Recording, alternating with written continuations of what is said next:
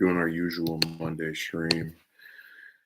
And we might even have a rather unusual focus of this week's video, depending on if I decide to make it or not.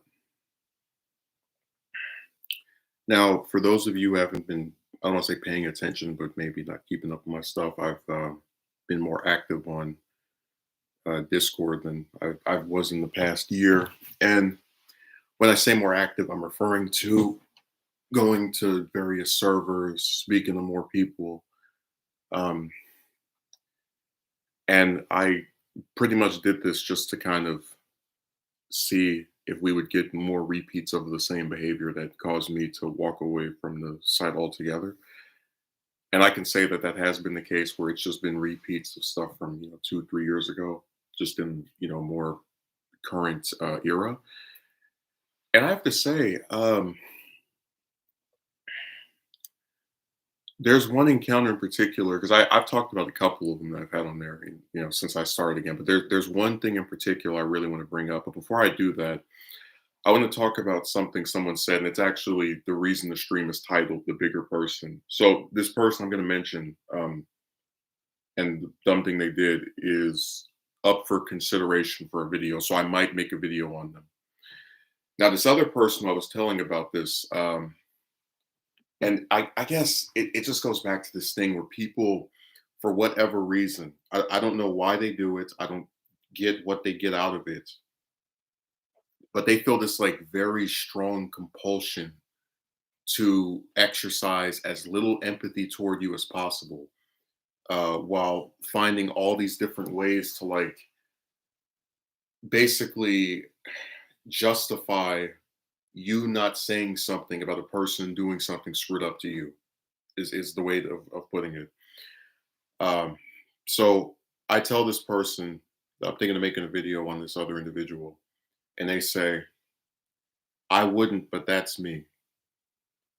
And so I start to relate to them a little bit of what happened, just like a basic outline of it. And they say, I'm not saying don't be upset about it. I'm saying don't post anything about this person because from what I can tell, it sounds like they like attention since they are causing drama and making false accusations. So in the end, you'd be giving them what they want. Now, of course, when I do a video, I always cut out the person's name, don't have any pictures of them.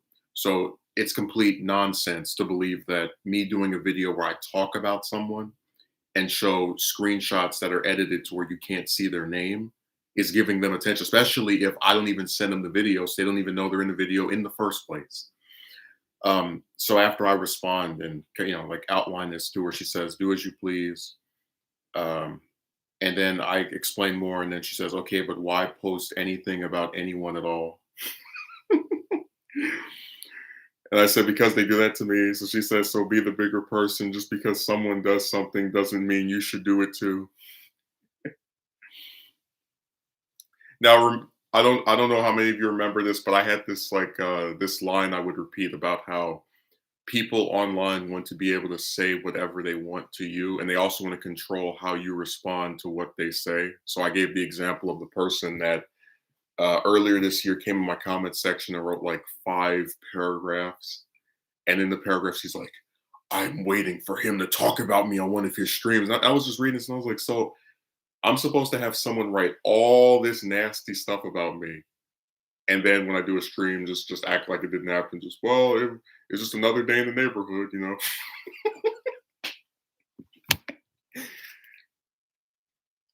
So this person is allowed, and I'm gonna explain what happened. But this person is allowed to treat me in a very nasty way to make things up about me, and I shouldn't do a video where I outline and prove how much of a liar they are. I should just go, well, that's just how people on this website are. I'm not going to talk about it publicly because then I'd be giving them the attention that they want, even though nobody knows who they are. So they're not getting more famous off of doing this.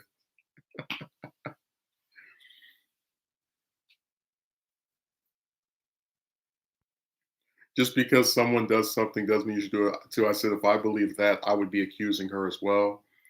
Uh, you don't, and then at the end of this, she says, "You don't seem to listen, so you may do as you wish." I said, "If I don't do what you told me, I'm not listening." She says, "It just sounds, to be honest, sounds extremely immature to just post videos about people pissing you off. I'd never do it. And if you have friends that do that, they aren't great friends to begin with. She puts to be with, but I understand the grammatical error. So in response to her saying it sounds extremely immature to just post videos about people pissing you off, but it's not extremely immature for them to treat me the way that they do. So then after that, she says, I never said that. I said that if they do post videos about you, then yes, they're immature for doing so. And if you aren't okay with it, just ask them not to. Because we all know that works. Just go up and ask, please don't do this, and then somebody won't do it. I don't understand why, if someone treats me poorly, if someone online treats me poorly, I am not allowed to talk about it publicly. And she says, I'm not telling you that you can't do anything. I'm just giving you advice. Remember what we said about unsolicited advice? You may take it if you wish. To be honest, I shouldn't have said anything. I agree. And then just because I disagree with the choice you've made doesn't mean I don't see your point of view. I understand why you're upset. I'm not disagreeing with that. I'm disagreeing with the action you are taking. So the reason that exchange is really funny is because it goes back to this thing I talked about where people do a really good job of taking the first part of something that causes a video to get made or a person to respond in a certain way, which is the inciting instant of the person being spoken to in some manner that they don't like or think is screwed up, or just having something done to them that they think is wrong, right? And they always find a way to take that part out, not criticize or condemn the person who did that, but then go after the person who responded to it in the way that they saw fit. Um, I just think it's really comedic. So if someone online treats you poorly, if you make a video about the screwed up thing they did, even if the video doesn't reveal who they are, even if the video is literally just being made so you can vent your frustrations about a screwed up thing a person did to you, you're doing something extremely immature. It wasn't extremely immature when when that person did what they did to you. It's immature when you respond to it. Be the bigger person. I tell you, it's really comedic just seeing people tell me that I have to have some like weird upper position thing. People can say whatever they want to you and do whatever they want to you, but don't respond in this way. Just be the bigger person.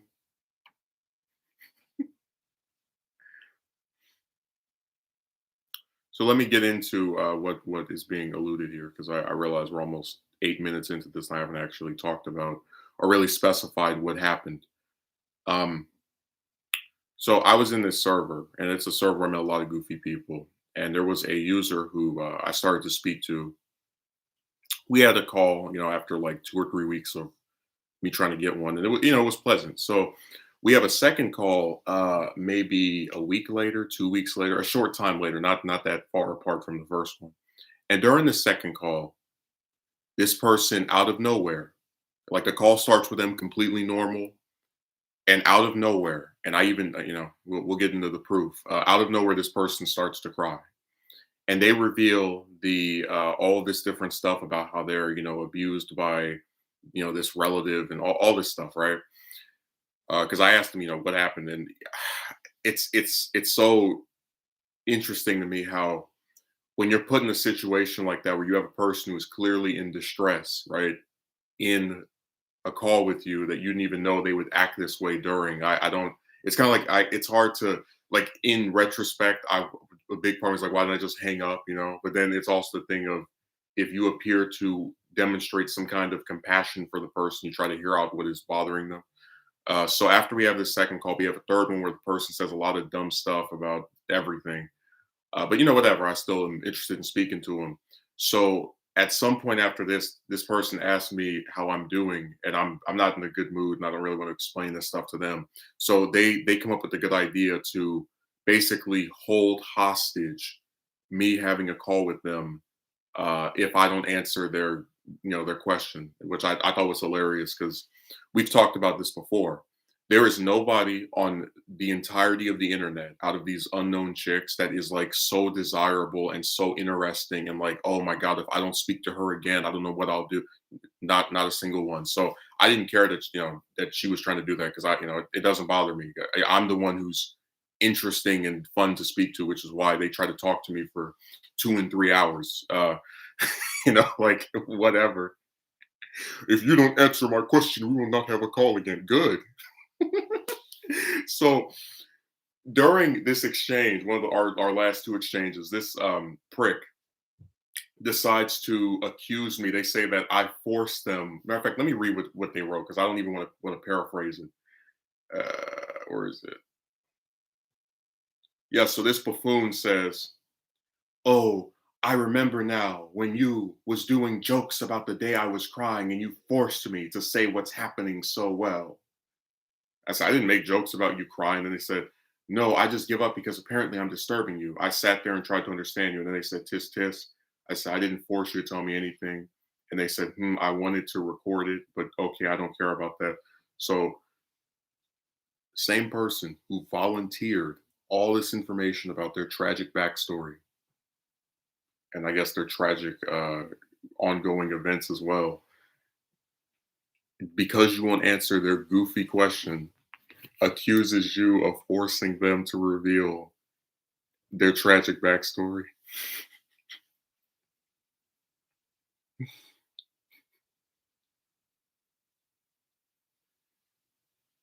And people wonder why I hate these online buffoons. Just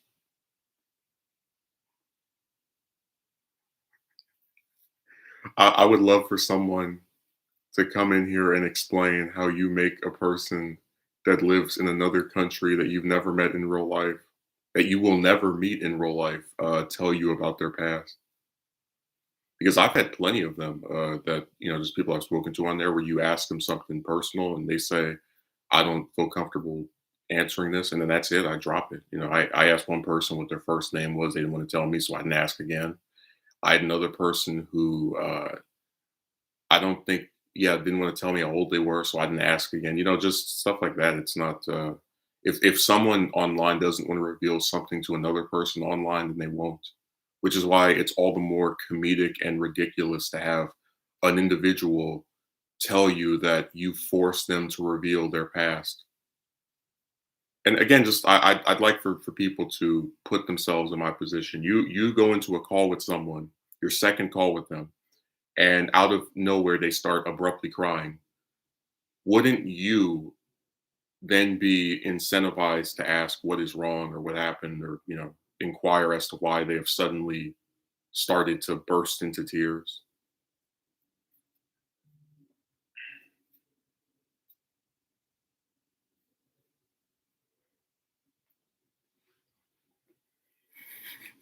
That would have been really. They said I was making jokes while they were crying. It's like, well, if those jokes bothered you, you would have hung up. You think if I was going and somebody was laughing or making jokes, I would have just sat there and had them doing that?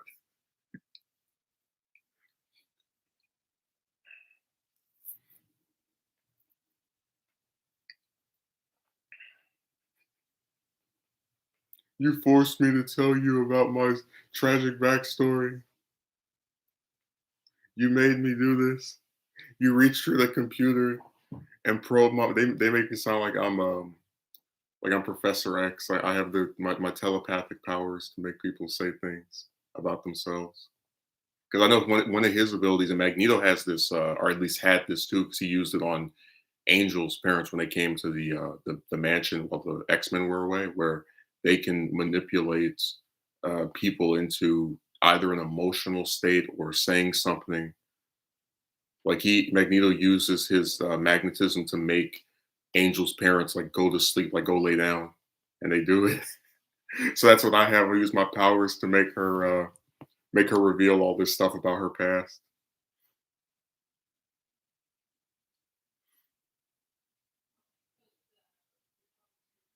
I just think it's so insane.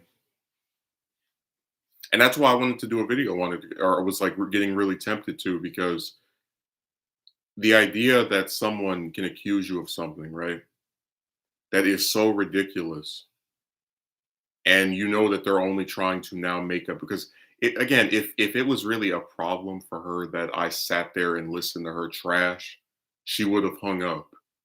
not waited 2, 3, 4 weeks later when I don't answer her stupid question to frame, me as having done something incorrect or wrong. Uh, but like I said, I have proof. It's all well and good, you know.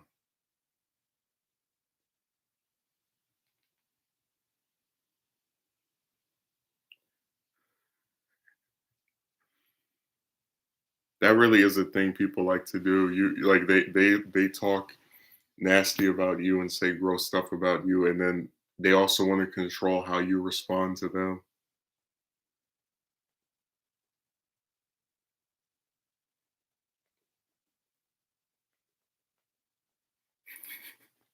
They get to call you out of your name.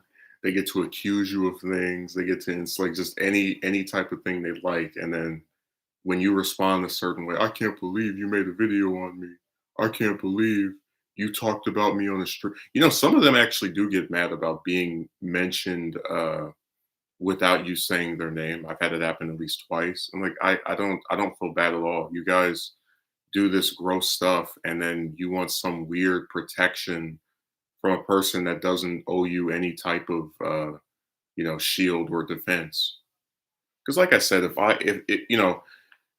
if it came out that I had some woman I was speaking to, and then my second phone conversation with her ever, I just abruptly start crying, and she asked me what's wrong, and I start telling her about my past and all this other stuff, and then 2 or 3 weeks later, when she won't answer my "Are you okay?" question, I tell her we'll never speak again by phone, and I know you forced me to tell you about my. I would look weird. I would look really insane for having this person who I chose to speak with, who I chose to start crying over the phone with, who I chose to reveal my past to, and then going and saying, "Oh, you forced me to do that," because that's my way of getting out of the responsibility of having run my mouth and revealed this stuff to this person who I'm now attempting to make responsible for my decision. You better believe there's not a single person on this website that would defend me if I did that. If I revealed my stuff to somebody and then went, "You forced me to reveal this through the computer from another country." Not a single soul on this whole website be like, "We gotta defend Justin. He was talking to this woman, and when she asked him why he was crying, she forced him to reveal his past." No one would try to defend that, and they shouldn't.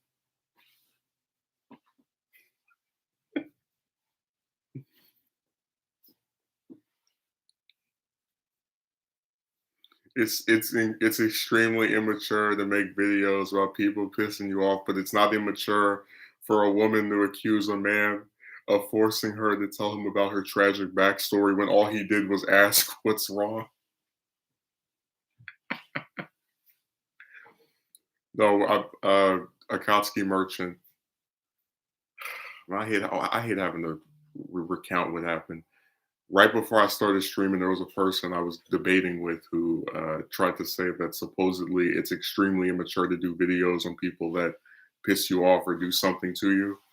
And I was talking about this buffoon that tried to say that I supposedly made her reveal her tragic backstory when that bastard called me and out of nowhere started crying and I asked what's wrong. That like somehow I used my telepathic powers to coerce her into revealing these things.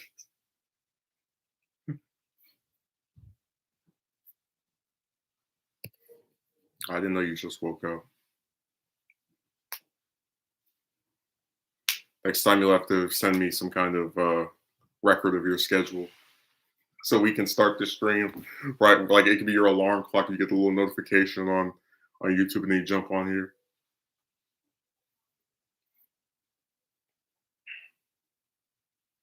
I just think it's really funny. Like, oh yeah, It's extremely immature to do videos about people, but it's not immature for them to accuse you of things, to insult you, to mess with you, to harass you. None of that.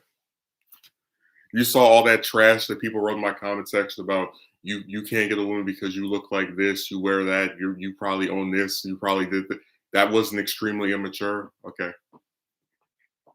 And then she tried to retcon it. She was like, "Well, I was saying that they were also like, no, you said it is extremely mature to post video. You didn't say that the other person's stuff was bad as well. The only caveat was her saying that it was bad if either side did it, but she didn't say that about what the other people were doing because that's what people like to do when they want to condemn you. They always leave out the first part of what happened to make your response look like it was this unprovoked evil act, you know?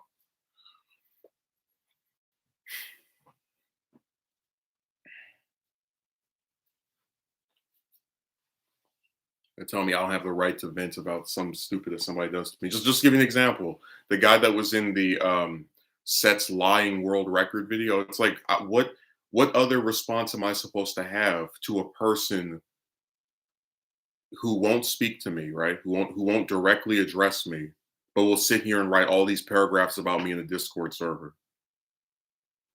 I'm supposed to just let them run their mouth and then I can't respond. So I'm not allowed to address what they're saying. They can just say whatever they want about you, but they're going to control if you get to respond or not. Because according to somebody, that's fair, huh? So I said people don't even think when they write stuff. They just type anything. It's like they have two things in mind. They want to be antagonistic because they can never just be on your side. Um, and they also want to have like double standards, you know? Like it's not extremely immature for people to insult you and call you out of your name and all this other stuff, or for a woman to sit there and say that supposedly you forced her to tell you about her tragic backstory through the computer. I wasn't even thinking about doing a video on any like with the Discord buffoonery. I figured that none of them were notable by themselves to get a video done on them. Like, if you've noticed, this whole year, the only two that got a video just about them by themselves was the woman that tries to control me failed miserably, and the woman asked me on a date and then does a 360. Like those two are the only ones that, and then also the phone, you know, one. So those three. Why can't people just own up to their behavior? Geez. Hey, Akatsuki Merchant, I'm gonna call you, and then out of nowhere, I'm gonna start crying, and then you're gonna ask me what's wrong, and I'm gonna tell you about my tragic backstory, and then in 2 or 3 weeks after you don't answer my question about if you're all right, I'm gonna accuse you of forcing me to tell you about my past because somehow through the computer you used your powers to make me speak.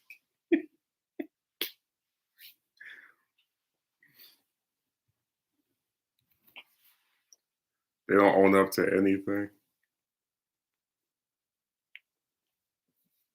Never ever. You made me do this.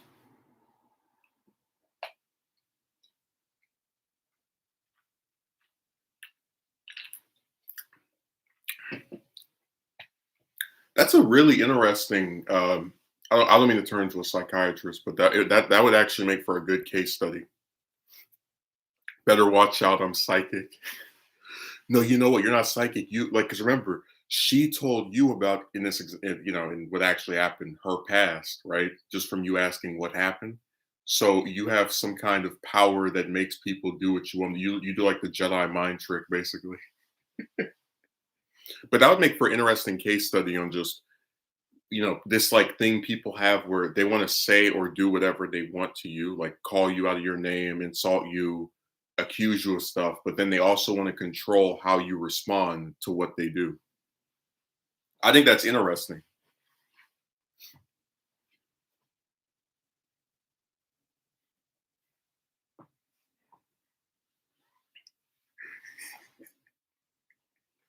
My favorite part was when I had this one person who was like, "You make a video on anybody that disagrees." I'm like, "Dude, we have disagreements on this show all the time. We had a whole MCU disagreement stream where Akatsuki Merchant said that he didn't like any of the movies other than Civil War, and he didn't get banned. He didn't get a video made on him. Like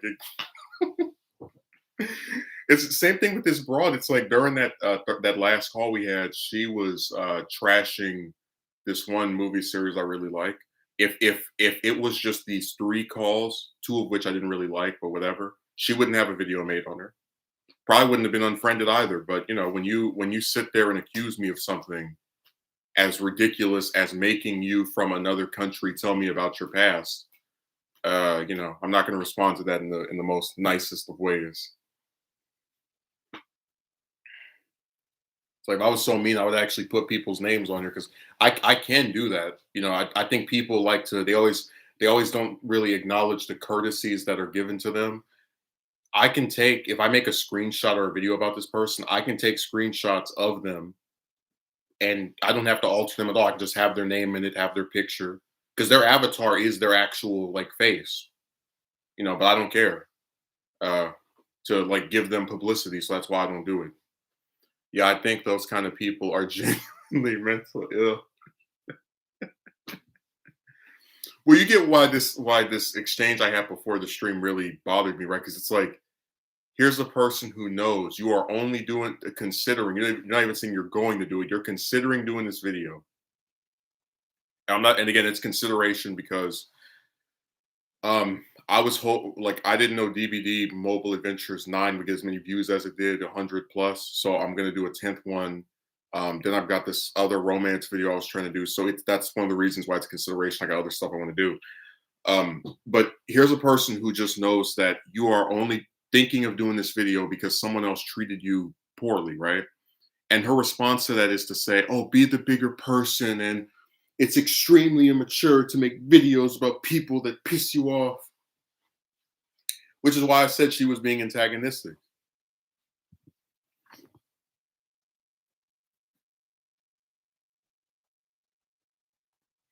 You know, and I'm not even gonna say that. I was gonna say this reminds me of something else that happened last year, but I want to bring it up. Let's just say some other woman, what do you call it, got removed from speaking to me ever again after she decided to defend, like to just go out of her way to defend another one that she wasn't even friends with, or to where it even made sense to be that impassioned about it. They want to be able to do what they want without pushback and also be able to control the consequences of their actions. Yeah, just like with that Tony guy, he writes 5 paragraphs disparaging me on my own video, and then in his comment is like, "I bet he's gonna talk about me on a stream." So when he came on my stream, I'm like, "Why are you here?" And what response was I supposed to have to someone coming in my comment section and talking trash about me? I'm supposed to go, "Well, nothing to see here. It's just another day in the hood."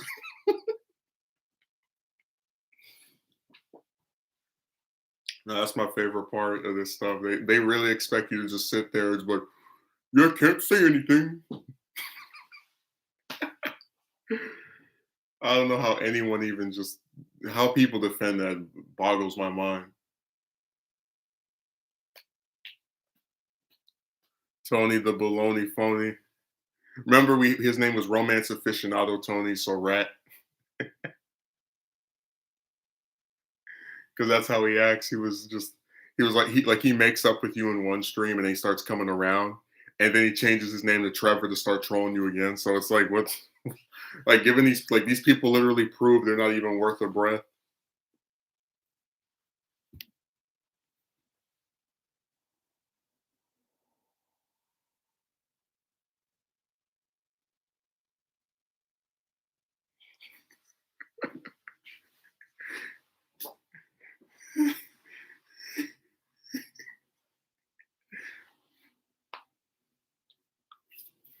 People really get to do like nasty stuff to you online, and then you have some segment of people just like, "Well, got to get over it."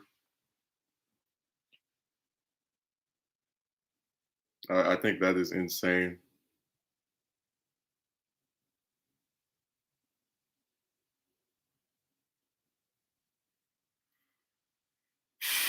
Imagine being a useless clown. That was one of the things we talked about with the chick stuff, where you have so many people who are like really quick to disparage, just me as a person, like, "Oh, you're boring," all of it. But it's the chicks that are boring. Like I'm completely fine with not having calls with any of them. Um, are cutting them off because they're indistinguishable from each other. And usually the only way in which they really stand out is if they make some kind of big commitment and then don't follow up on it.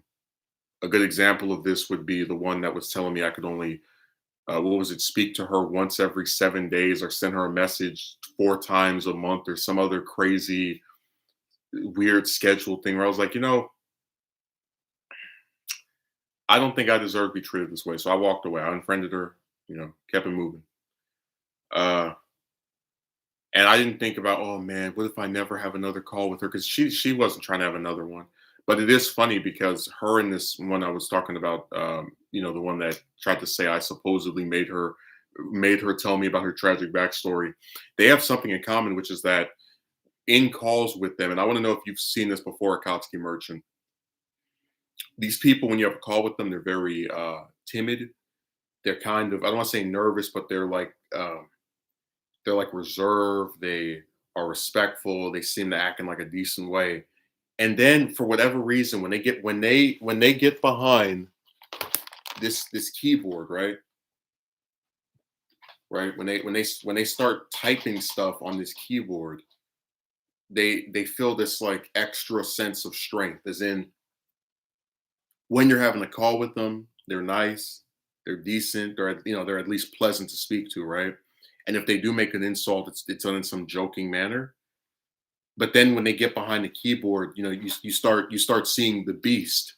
They start letting out all the accusations, and um, they take on this very nasty tone. The same person who's saying in her keyboard messages, "Oh, you forced me to say this to you or to reveal this to you," didn't make a single accusation to me when I could actually hear her voice to voice. The one that was telling me we can only speak once a week, right? And tell me to leave her alone after we just didn't speak for a whole week, 2 days before that. When you have a call with her, is talking about, well, I don't want to piss you off, and um, you know, how are you? See what I mean? For whatever reason, and I don't know, I don't know. When people, and hell, another way of proving that is that most of this nasty stuff that's been said about me online has been people writing it. Yeah, she genuinely thinks she's so high and mighty that she can dictate your time. Dealt with a girl like that and just stopped talking to her altogether. I told you, man, not a single woman on any of these websites is like so special and unique as to be able to have that privilege or that, because I don't even think I should be able to tell somebody you can only send me a message once every 7, like I don't believe I could tell to somebody in real life, much less a person on a computer. That's a good thing about getting rejected so many times, that they all just start to seem like the same character, just with different coats of paint in a different year. And maybe you meet them on a different website, but it's all the same.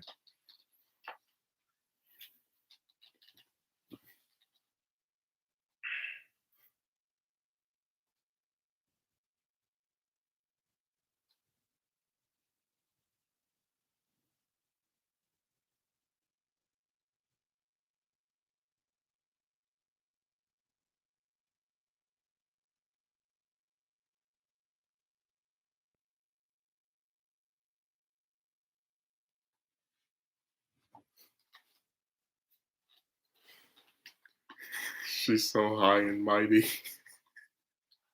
Like, imagine if a guy said this to a woman, women should be calling him would be calling him an a-hole and telling her to just move on to someone else. Well, we talked about the double standards. We talked about how, if I went up to a woman and said, "Oh, go on a date with me," and she said yes, and I went, "I thought I liked you, but I don't. I just got really confused." That would be seen as a screwed up thing to do, right? To like make somebody think you're interested, and then when they reciprocate, cut them off, or like quickly do a 360 turn, or agreeing to marry somebody and then 5 days later reneging, stuff like that. If a man did it to a woman, people would have a problem with it. Just like if I went, and we're going to use the example again. If I went and had a call with a woman and then out of the blue started crying and then she asked me what's wrong and I start telling her about my tragic backstory, and then a few weeks later I'm like, "Well, you forced me to reveal these things about myself." People would say, "What's wrong with you? You told her these things of your own volition, and now you're going to blame her for an act of your own? It's really insane." But apparently, being a psychotic, self-important a-hole is the way to get a date these days. No, that only works for chicks because men are very desperate. So we talked about this before. Chicks can treat men any kind of way they want, and because men usually don't have any options other than that one psychotic rod, they just put up with it. Look no further than the Dingbat with the baby. That was a guy that paid for her stuff to be stored somewhere for a year while she cheated on him and cursed him out, and he still puts up with her because no other woman has ever shown interest in him. It's the only reason. He's one step away from being in the exact same spot as you or I. But again, if you believe you should be treated better than that, you're not going to put up with it. Like when that broad started typing that stuff about, oh, you can only message me once a week. I instantly knew that was it. I'm done. Talking about she just needs space after you just went through not speaking to her for a week. Like I just it's so ironic. Here's a person that you didn't even talk to for a week now telling you after speaking to you for 2 days in a row. I need space. You can only send me a message once every 7 days. You know what that was, right? That her because I mentioned before when I was recounting this that she didn't respond to me until I said something again for a week. So that retroactively shows that she didn't forget to say anything. She was doing a test run. She was like, I'm going to ignore him for a week and then see if he says anything. And then I'm going to reveal my new intentions to barely have him send me anything. And remember, they want you to put up with it because you're supposed to be their slave. So you better believe when I saw that, I went right to that friend request part and went,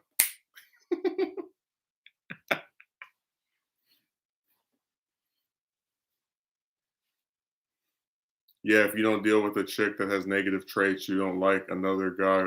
Oh, you don't like another guy will. I mean, they can have that one. I told you every time I show somebody what the dingbat with the baby looks like, they always say the same thing. It's like if you told, like I showed my best friend her image, and he was like, "Yeah, he would go on a date, but he sure as hell would pay for her stuff for a year." Like it's funny because we were talking about how like online people accuse men that can't get a woman of like going after ones that are out of their league, and I'm like, none of these chicks I see even remotely qualify as supermodels because every time I ask a guy, would you do this for this woman, and I show 'em a picture, they say no. The only reason she even got somebody to do that stuff for her because the guy's so damn desperate. Remember what we said in the what video was that, the women's many many options video, that when if a man gets a woman to like him, it's an accomplishment because he had to beat out all the competition. When a woman gets a man to like her, it's usually because she's the only one that approached him, and that's like winning an election where you're the only person running. This is why I'm just going to remain single. So many people are dishonest, conniving, extremely self-important. Stay away from me with all that crazy. Dude, but this is my thing, right? Like, okay, you can say people, but I've never done this to someone. I've never said, you can only send me a message 4 times a month. You made me tell you about my tragic backstory. How did I do that? Well, you told me you asked me what was wrong, and I said, what was wrong? Like, yeah, so you told me it yourself. No, you made me do it. Hey, Akatsuki merch, remember I told you that chicks are overhyped? 5 years of people talking about how great they were, and then you finally date one, and all she does is beg you for money. It's the most anticlimactic thing ever. When you get a girlfriend, you get to kiss her, and you get to hug her, and you get to go on dates. No, all you do is get begged for coin.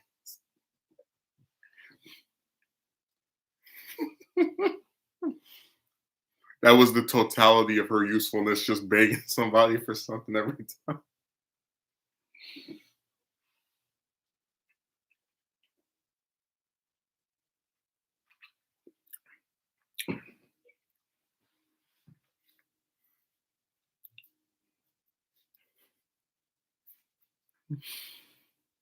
But have you noticed the Kotsky merchant that when people are typing stuff, they sound so powerful, and then when they speak voice to voice, they get nervous?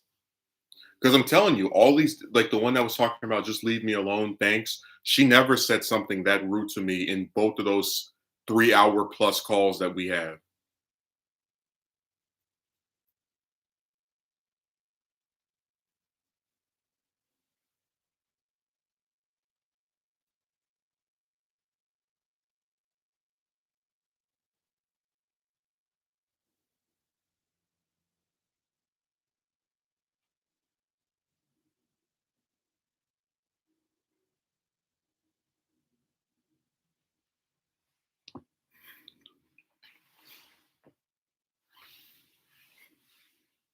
When they get behind that keyboard, the power just etches through. Yeah, they want to sound so tough behind the keyboard. We get into a VC with them, and they sound like a timid child. I'm telling you, man. Like we have with the recordings, I will literally I want to play the parts where they're like acting like pricks when they type stuff, and then like we let you hear their voice when I spoke to them. It's you would think it's two different people. Like Akatsuki merchant, imagine we have a call, and in this call I said, "Man, you're a really nice guy. Yeah, this is fun. I'm enjoying myself.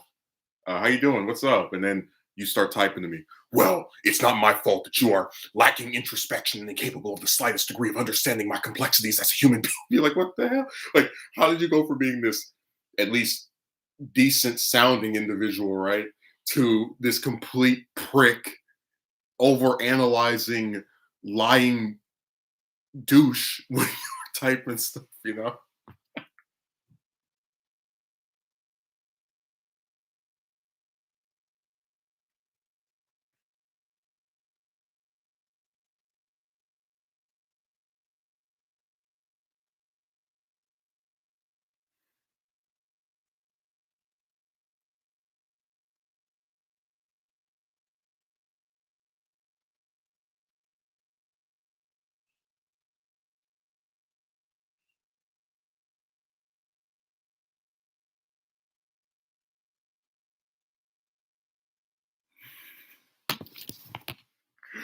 I really want to do a video like that. Like, I don't know what the title would be, where you just compare their voices to how they type, like the things that they say when they're speaking voice to voice with the way they talk when they type, because it really does sound like two different people. Which is why I said they're like Blitzwing from Transformers Animated, where he has the three personalities with the three different faces. He's got the cold, the crazy, the angry. That's how these chicks are. I can just picture them having like the same little hat, and then the head flips out, and it's another personality. They sound so. It's not even just sounding tough. They're like really antagonistic when they're writing stuff, but then when you get them in a call, they act much more pleasant.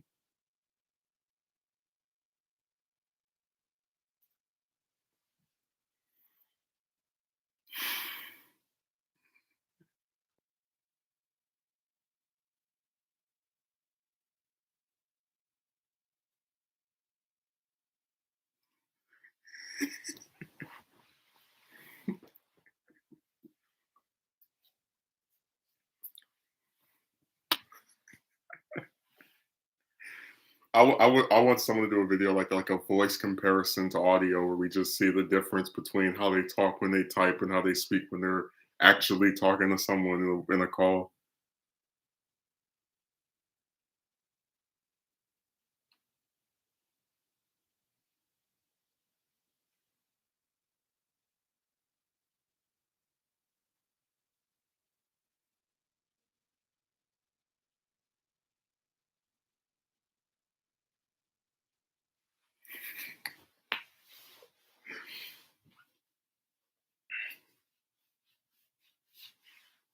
Be the bigger person. Let people say whatever they want to you. Talk to you any kind of way they want. No, the one good thing that comes out of talking to all these different people again is just it's really showing how insane they are, and a lot of the nasty ways they act as a collective. Because we've talked about having a guy that was wanting me to told me I could play something, then he lets me play 10 seconds of it, and then says he doesn't want to hear it, and then tries to talk to me about whatever the hell, and then it's like I am then explaining to him how screwed up it is to have someone tell you you can show them something and then they ignore it and they want you to listen, like how just rude and psychotic that is. Um, you also had obviously the person that was talking about you can only send me a message once a week or some trash. I mean, it's a good example of just how even if these people don't all reach the same conclusion, it's entirely centered around this idea of you have to cater to me in some specific way or go to hell basically.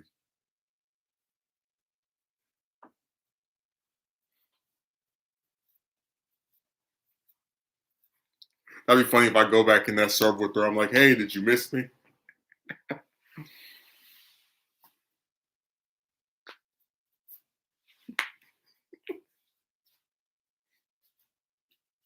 I don't know. I laugh, but there is something really sad about the idea of spending some considerable amount of time with the person that doesn't actually have any interest in getting to know you, that will just abruptly change tunes on you. I mean, why should you have to speak to someone who is telling you you can only message them once a week, as if they have to say something back when you send them a comment, especially after you have, and still do have the message where they said you could send them something whenever you like or, as often as you want, pretty much. It's a really weird, decision these bastards make. You can chalk it up to them being inconsistent. You can chalk it up to mental illness, as Akatsuki Merchant did earlier. But there's something wrong with them.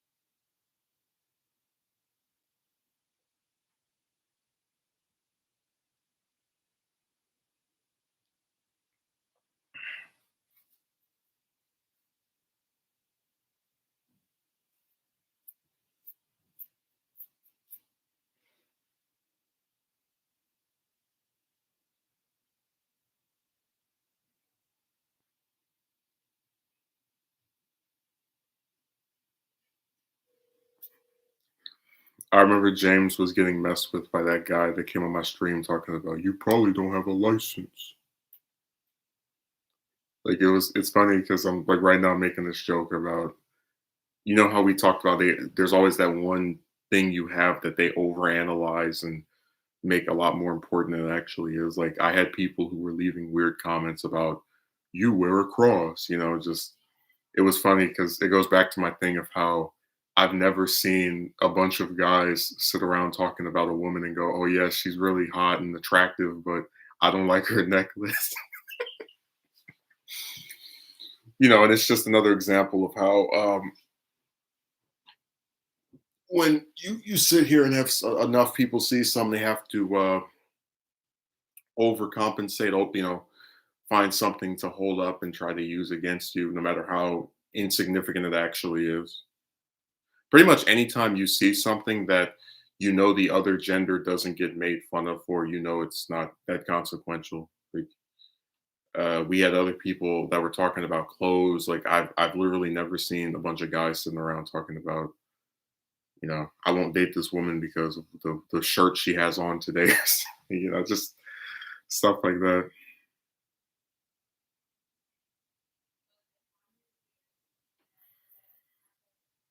Mm. Damn, they must want me to make what's the name of that video I did? It was why do women with boyfriends like talking to me? They're trying to get me to do a sequel to that, make a second installment. Told you eventually we're just gonna have to make a romance reality show where like every episode you're talking to 7 or 8 different chicks, and every one of them there's like a 3 minute prologue by me just explaining what happened this week, and then you get the excerpt of the call. Like it's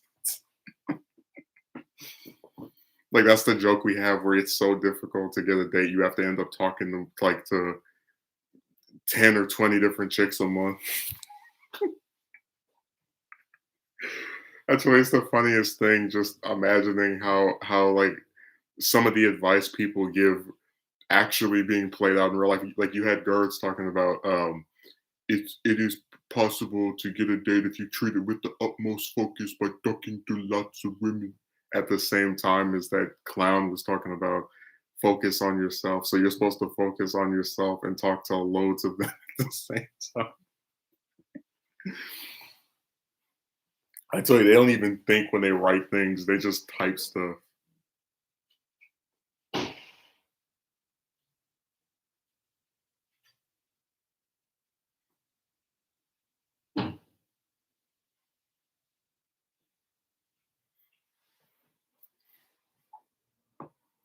I appreciate it, Duel. I haven't seen you around in a long time. But yeah, it's one of the few people that has shown that type of support to me. I always appreciate it when it comes. So thanks. Where's the balance between focusing on yourself and trying to date? There is no balance.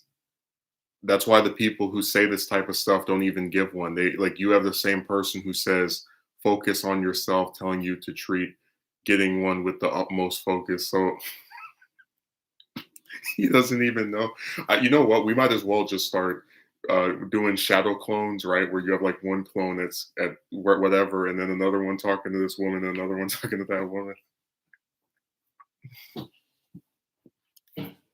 Just as like a joke on how impossible it is to actually do the stuff these people tell you to do.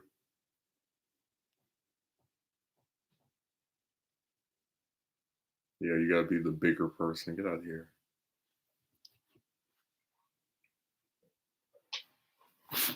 Oop, knock over my charger.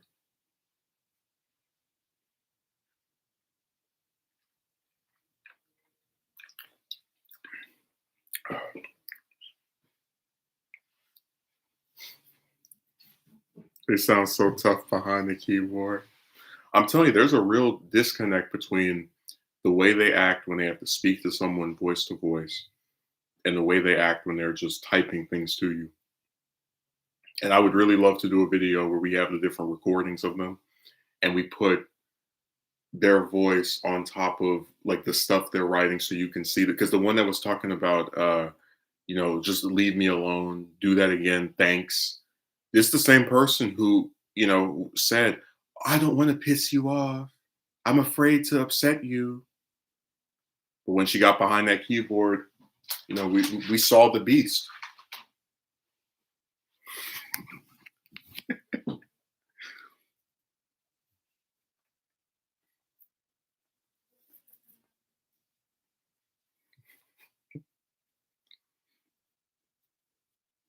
They can't figure out what way to act. That's why I said a lot of them just seem like they have multiple personalities. Because I can't remember ever having someone who I didn't have a falling out with, right? And then I just didn't speak to them for over a week. And then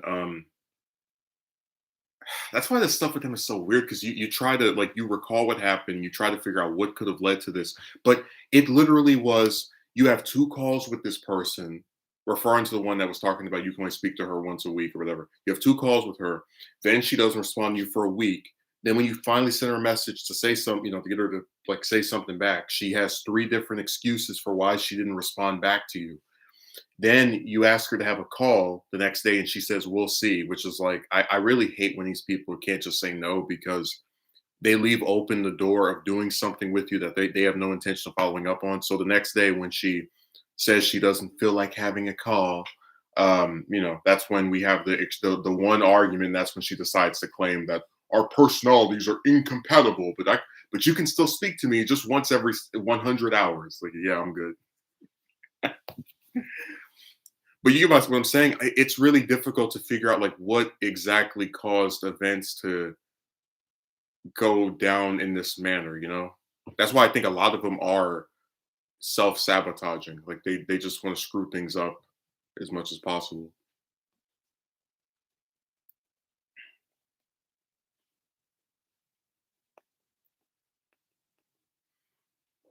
As in the sequence of events are orchestrated in such a way that there's no way to actually appeal to these people because their agenda is to cut you off,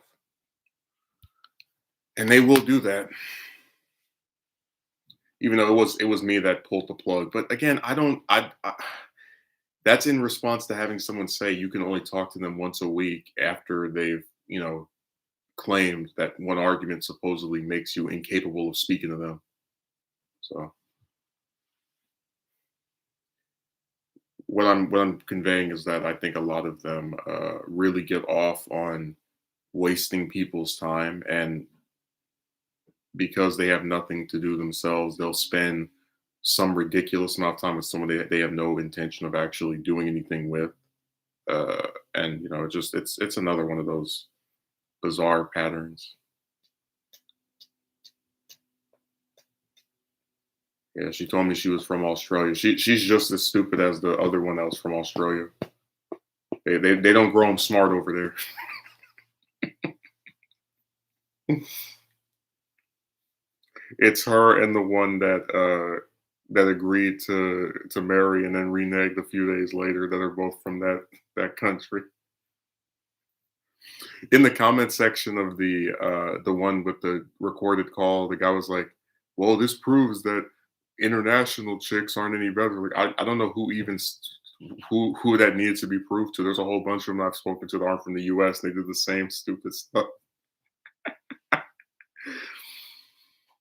Can't make up their minds, lead you on, pretend to be interested, all the rest of that, overdone trash. It's the same stuff on repeat with these chicks. Like they just suck. That's the best way to put it. They're just not good, and they're really overhyped. Hey, just arrived. I'll need to watch the stream back when it is up. Also, believe your actions for cutting off that chick were completely justified, dude. Well, look, that's not the only one I cut off. I get like, it's funny. People like to say, "Oh, you're so obsessed with getting a woman." Or it's like, yeah, but I don't put up with their BS. They have a certain amount of ridiculousness they can descend into, and then that's it. Like, I'm not about to sit here and talk to some stupid broad that accuses me of forcing her to tell me about her past when she's the one that called me and randomly started crying. I asked what was wrong, and then she revealed her tragic backstory. I don't put up with that when someone accuses me of something as insane as that. Or a person who's telling me I can only send her a message once every 100 hours. That's like all that stuff, just it needs to die. So I make sure to, distance myself from it.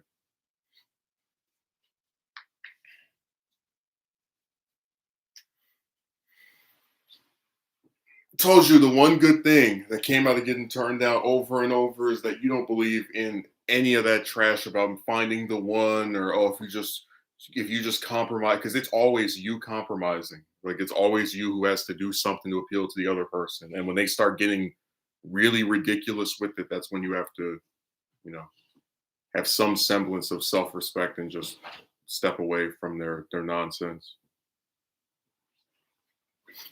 And it becomes a lot easier to do because of how many of them you've been led to believe were,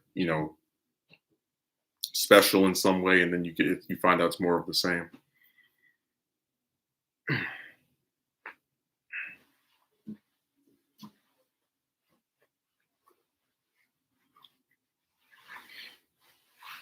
No, it was funny because we had someone try to be a white knight and defend this, not necessarily defend what the one we mentioned at the start did, but sort of try to make it seem as if they said it was extremely immature to make videos on people that piss you off, and said I should be the bigger person so that people should be able to say whatever they want about me, and then also I have to not say anything back at least in a video format, even though people go on Twitter and make whole threads about someone they don't like all the time, you know, which the same thing happens on pretty much every website. They go and they write a bunch of nasty stuff about someone.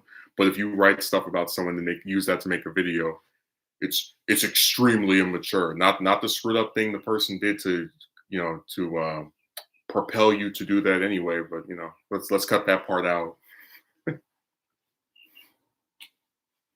You see how messed up that is? How can they be so immature and ridiculous towards another person like that?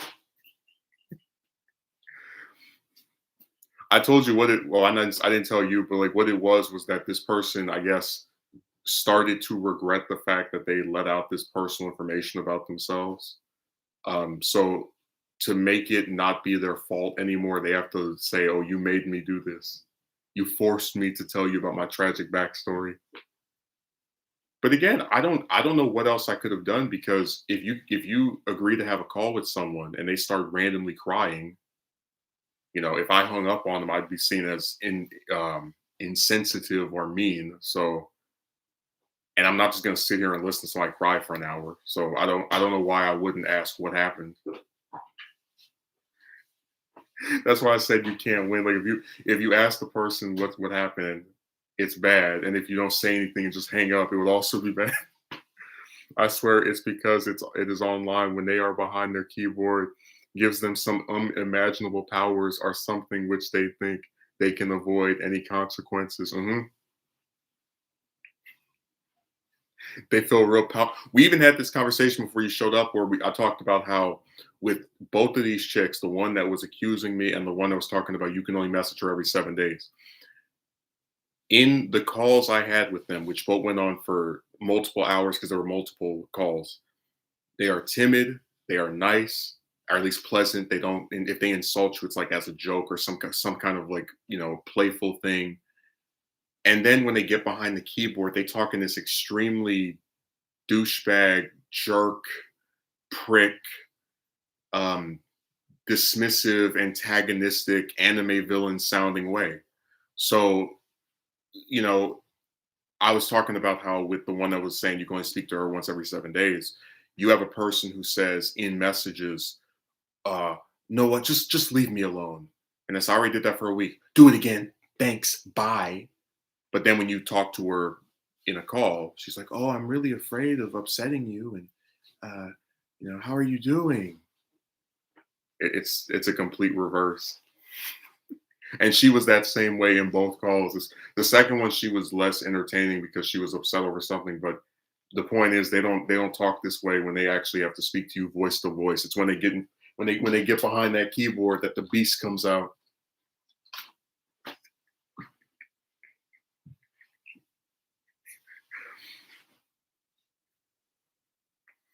That's why a lot of people, if you notice, will stop when they stop speaking to you. They'll announce it in text. They won't call you and say they don't want to speak to you anymore, meet you in person or anything, because in text they can. It's easier for them to act, like a jerk and be dismissive toward your wants and desires and treat you in a less than it's easier for them to treat you in a second class citizen or third class citizen manner.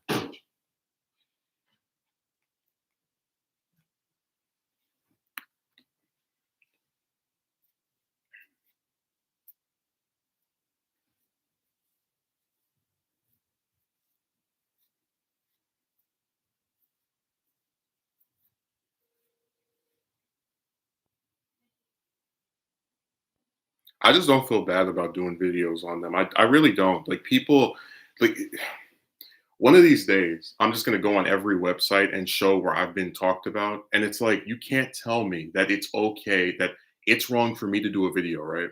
Talking about someone where I hide their identity. I don't say who they are. I don't say where I met them, except maybe like the website, but not actually like it.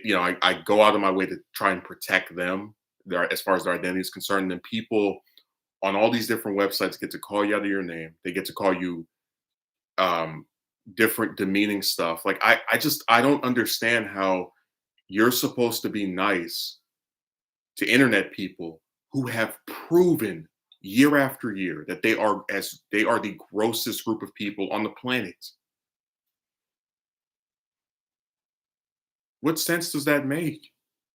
How is that fair? How is that right?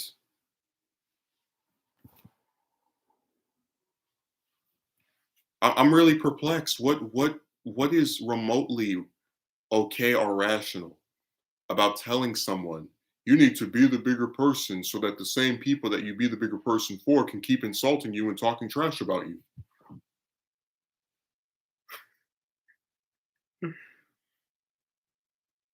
I'd really love for someone to explain how that's a thing that makes sense. So Megumi, I'm gonna go and post a Twitter thread about you where I talk about the way you look, about how the way you write, just anything I can just decide to pick and criticize that, right?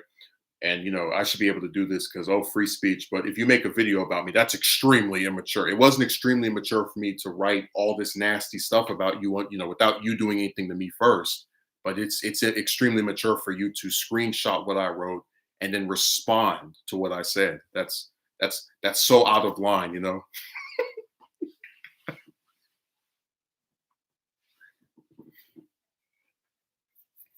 I tell you, that's probably one of my favorite romance videos is the "I've been criticized for everything" one, because it's such a perfect example of how when you're a person online that, like, especially if you create content, you cannot catch a break. You will always have someone attacking you for some different thing.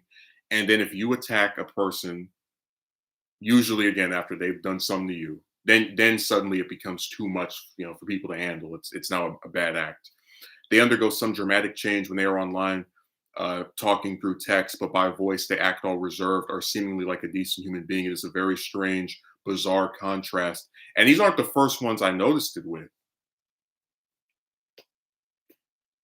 But that goes back to why I said, if you notice, and maybe you've had this happen too, but most of the time when I have a broad that doesn't want to speak to me anymore, she usually prefers to cut it off by typing things or just not saying anything, period. But it goes back to that thing of how saying by voice, I don't think we should speak anymore, is very difficult for them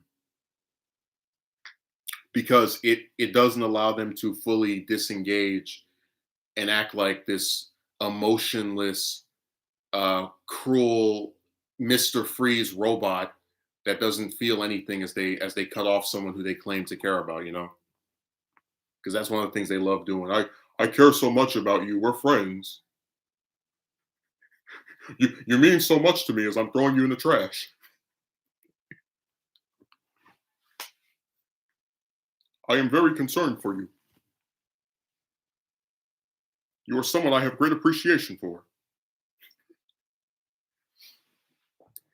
It is a very strange, bizarre contrast. I agree. And it's really sad that people get to act this way and like no one ever usually says anything.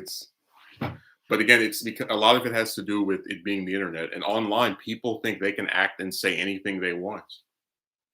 And it's funny because they'll be so quick to accuse someone else of lacking what do you call it? Like, no, I'm gonna read what you read before I say this. For real, it's such a huge eye opener to disgusting, ridiculous traits of both guys and chicks towards another person.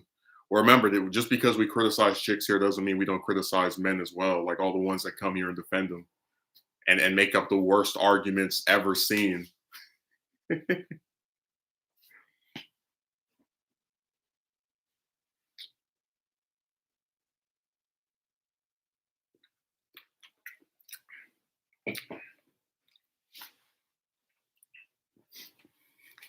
I did ask the one that was saying you can only speak to me once a week.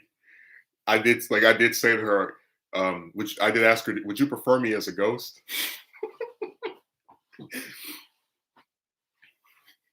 I always do that. I'm like, hey, if you don't want to speak to me, I understand if you'd rather me as a ghost.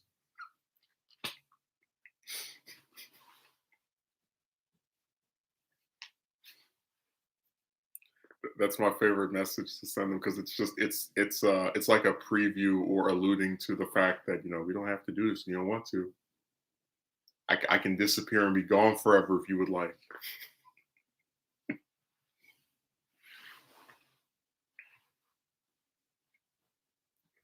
It is funny because they always act like the man is so obsessed with the chick, but it's like I don't message any of them if they don't want me to.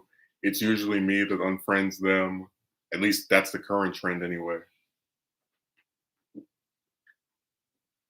Like with the just give you an example. When it comes to the one that was in the why was it like why do women with boyfriends like talking to me video? The first one I didn't say anything to after she left that message, right? About okay, thanks, later, bye. The second one, um, I blocked, right? And then the from this whole saga with these chicks on Discord, I've only had one of them unfriend me, and I literally only spoke to that one maybe twice, which is why it was like really random and out of nowhere. It was her and then some other one. Like out of all the ones, it's mostly just been me unfriending them because I get sick of them because they're cancer, just in terms of the way they act and the things they say and do to people.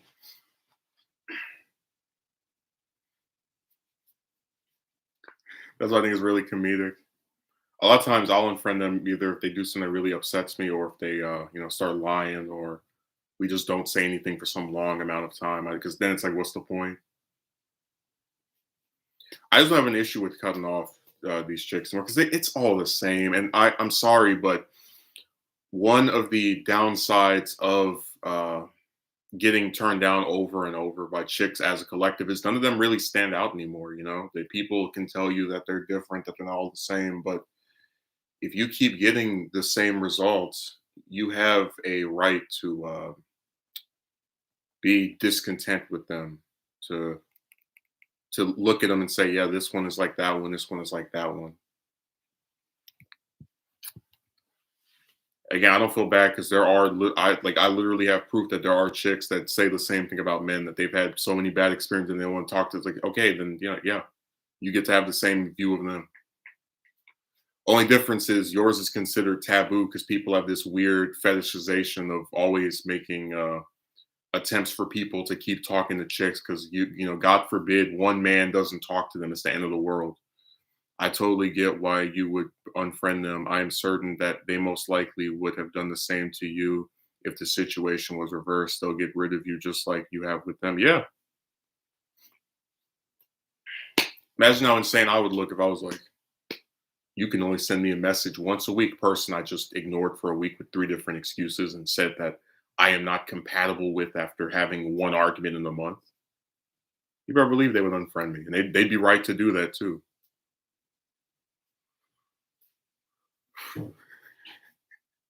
Let me have a call with someone and randomly start crying and then reveal my tragic backstory. And then a few weeks later, accuse them of forcing me to reveal it. You better believe they would that person would unfriend me. Because again, no one wants to put up with this weird, but and the only reason men do, and we've been over this before, is because they can't get anything else, or they have very few options, or they're like trying to hedge their bets.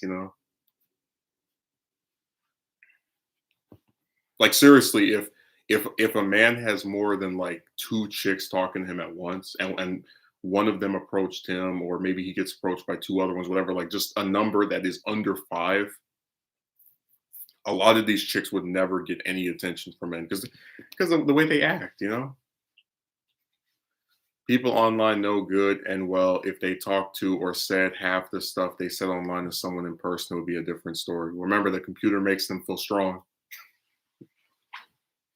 You saw the guy that came on my stream with his name hidden, with his face hidden, threatening me with bodily harm. Talking about, if I saw you in person, I would knock you out. I was like, yeah, I'm so scared of this purple circle.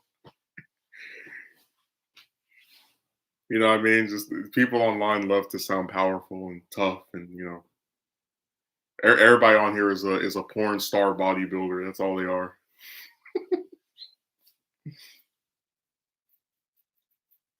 We already talked about the ongoing what is it running gag of having men that are too that are too scared to show their face talk about the way another man looks.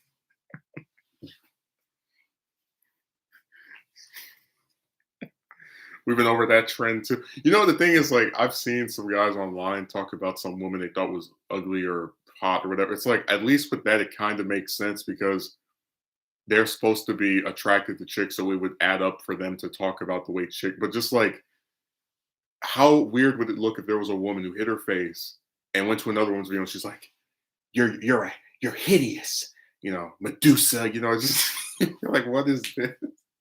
That actually did happen on Twitter. I talked about this before, where there were two chicks, two bimbos that were talking trash about Scarlett Johansson and Gal Gadot, so the actresses that played Black Widow and Wonder Woman in the Marvel Cinematic Universe and the DC Extended Universe. And they were talking about their acting and like attacking their appearances. And I'm like, both of those women are much more accomplished and certainly much more worth the damn than either of you heifers. And I came so close to typing something, but I just didn't. But it's that same thing of like someone who hides their face is talking about the way another person looks. I always thought that was funny. And I give a little bit of exemption if it's men talking about the way a woman looks, because again, if they're straight, that's what they're supposed to do. But I just always think it's weird when it's like, you know, when it's like someone of the same gender talking about the way somebody else. I mean, whatever. It would be weird. It would be weird if a woman called another woman ugly, but it happens pretty often. I mean, something can happen pretty often and still be wrong and weird. Like it happens pretty often that people have kids they can't afford. It's still weird. It's still wrong. It's still stupid.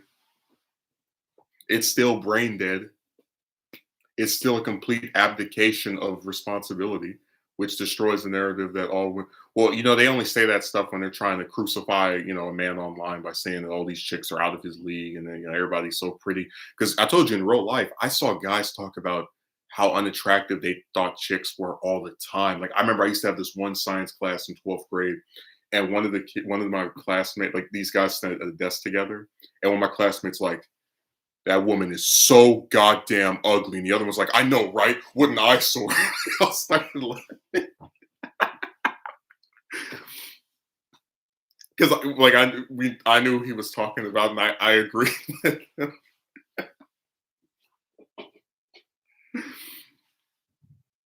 But I'm just saying, in real life, guys talked about how unattractive chicks were all the time. That's why when you come on here, people are like, "This woman is probably too good looking for you. You're approaching women there too." It's like I would literally bet every coin I have ever earned on the fact that if I was able to gather all the pictures of the 90 plus chicks I spoke to, there would not be a single man on this planet that thought they all looked good. It wouldn't happen. There's no way. Stuff like that was much more common like 10 years ago, guys criticizing that chicks basically in school. Exactly. I've heard guys talk about how bad their attitudes are. They talk, well, that's why the I word thing is so funny, because in real life, I've seen both genders criticize each other. It's only when you come online that people try to act as if, men talking about chicks is now making you part of some group that doesn't get any uh, intercourse.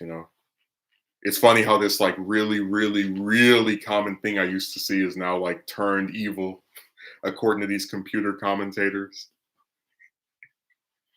Because in real life, there were no white knights. Like, I would see two guys talk about how stupid some chick was. You wouldn't have some guy go, well, maybe she thought. No, that was they didn't even exist.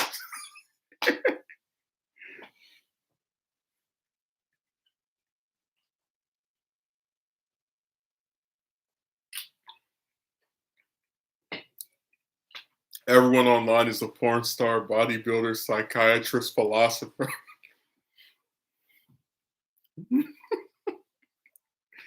you remember that guy that I banned that was like talking in riddles and was like, "It is not my fault if you are incapable of comprehending the sophistication of the sentences I'm like, what are you saying? Like, that is the opposite of intelligent. When no one knows what you're saying, you might as well be speaking gibberish. I definitely agree.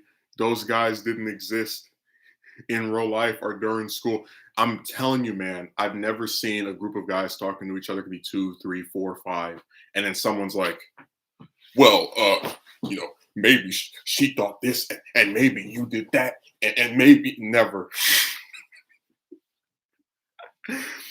This whole thing of like finding 900 reasons to blame the man, by other men, right, was not a thing in real life. Like no one said anything was your fault. What are you talking about? Exactly. No one in real life said this type of stuff. Word salad trying his hardest to seem like an intelligent person. Well, he didn't look too intelligent when he was typing stuff that nobody understood except for him. When we need some cheat codes to figure out what you're saying, you've messed up.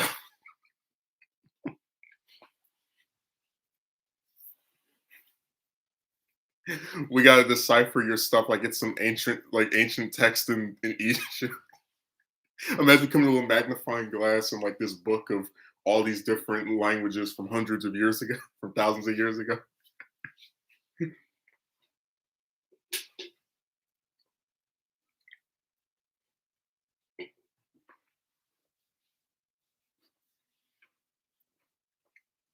He thought he was saying something very profound and he couldn't elaborate on what that clown meant.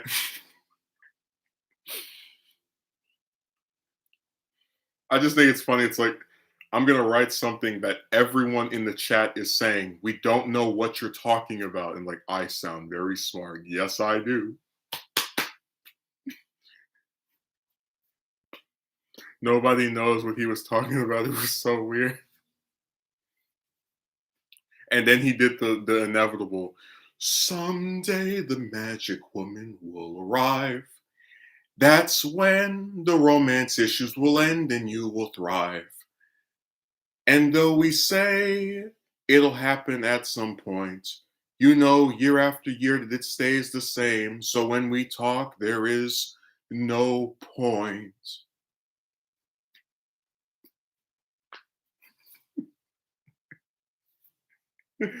That magic woman that's just gonna show up eventually, just at an indefinite time.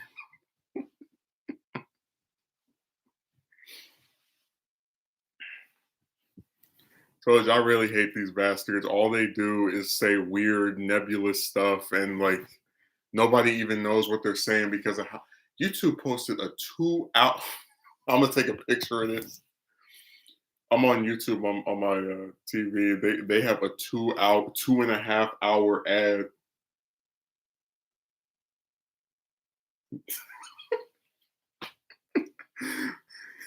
Thanks for putting up an ad so long that people will just click off the video. That is insane.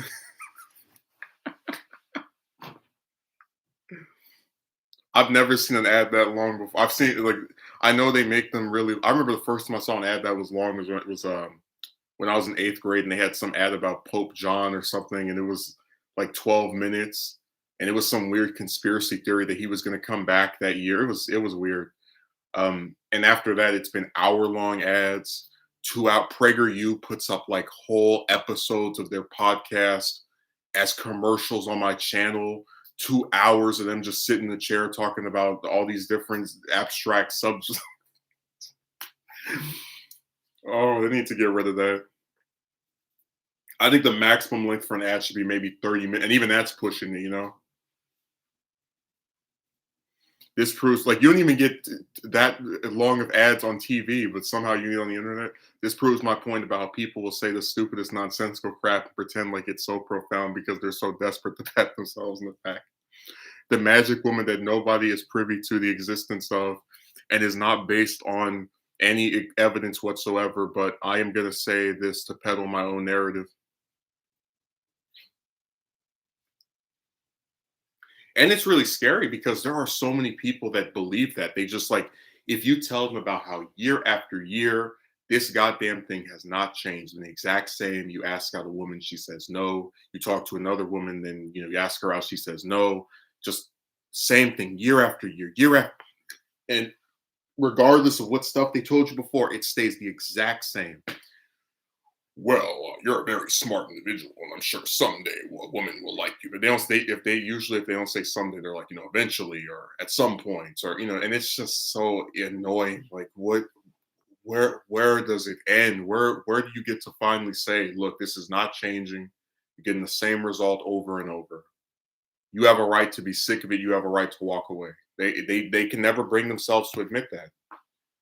It's weird. It's like they're so confident about the love life of another person. I think it's really interesting.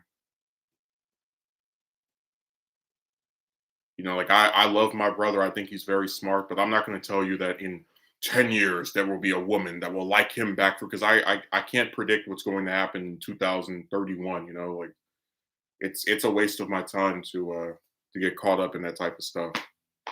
Like I have no inference to draw based, like off of what has currently happened to assume what will occur then. In fact, everything that is there that we can go off of the evidence of points to the opposite happening because guy after guy, man after man that I've spoken with has the same issue with chicks. So I have no reason to believe it's going to, magically morph or he's going to get really lucky. So it's just the way people are. Can we call this magical woman talking point the romance delusion? I called it I did a video about it. It was called Stop Promising Me a Woman. And we got the used car salesman on as the avatar, as the like thumbnail. One day your soulmate will arrive.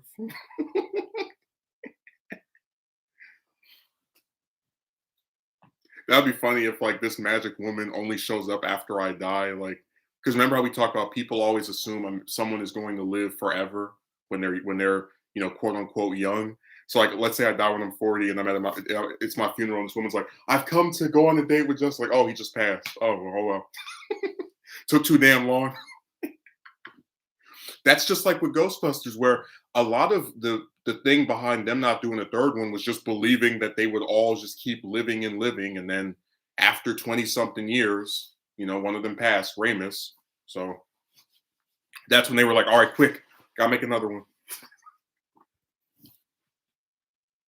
So yeah, a lot of people believe like they won't say it, but a lot of people actually think that like if you're young, you're immortal. It's a scary premise and a real one. Like what Megumi, what guarantee do you have that I will be alive in 15 years or 25 years? You don't, you know.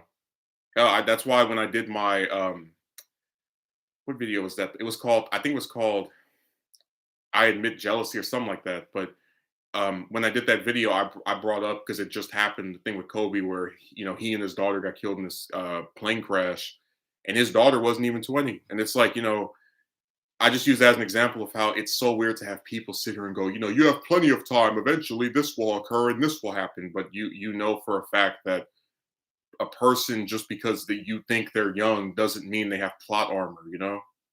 Doesn't mean that they're impervious to death or some premature demise.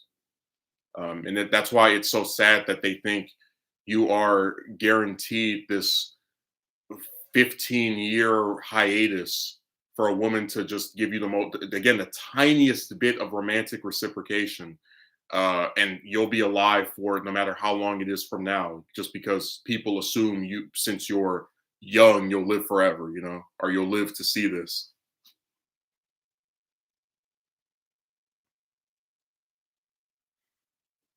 Yeah, it's really sad.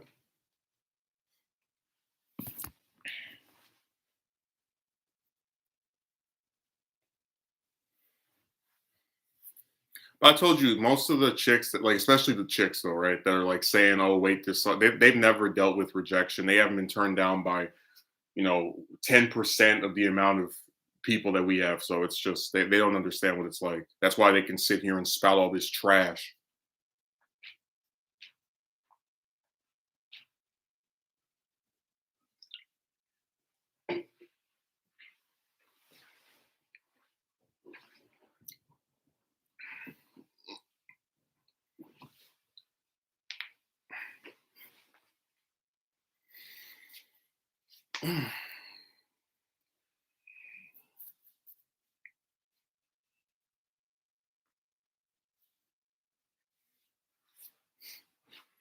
People don't even care. They just always find some way to dismiss what someone is saying without even actually address. Like if I dismiss what someone's saying, I always address what they're actually saying. I don't go, well, this person is only this age, or this person lives here. Just that's why I said this stuff is so stupid to me. But a lot of that woman stuff tends to destroy people's minds. So I'm not entirely surprised that they say the types of things that they do.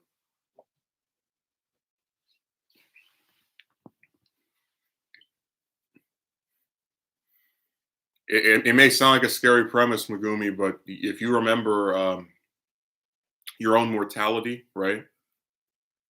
Um, and you remember that this is the only topic in all of human history where people believe that you're supposed to just give this unspecified, copious amount of time to seeing it happen without complaining about how long it took. It's very realistic that you could prematurely, or you first of all, you could have nobody ever actually want to go on a date because they love doing this thing where they like use the wording of wanting it but don't actually do it. And then only after you die, because remember when people died, that's when we started actually treating them like they're worth a damn. Oh man, it's too bad I didn't see him before he passed. I would have gone on a date with him. I had a bimbo do that to me a few years ago, where she was like, "If we met when I was in high school, I would have really liked you." And goes, and it's funny to hear that because when you know how chicks treated you back then, you can infer she would have done the exact same thing as the rest of them.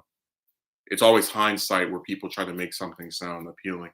That's why I usually don't listen to what they say on this matter. They have never been in a position of being rejected, overlooked, or treated poorly when courting the opposite sex. Told you the same bimbo that's talking about wait 5, 10, 15 years at 20, at the same age had two guys ask her to marry her. So she's completely incapable of understanding, what righteous fatigue you may have developed after getting the same result year after year. People just don't have empathy is all it is. They don't understand this type of stuff because they haven't been through it. That's why when we were talking about Yemen, it's like I'm not surprised that you could have the US for what was that 6 years aiding in the murder of children as they're bombed to death every day, and starved.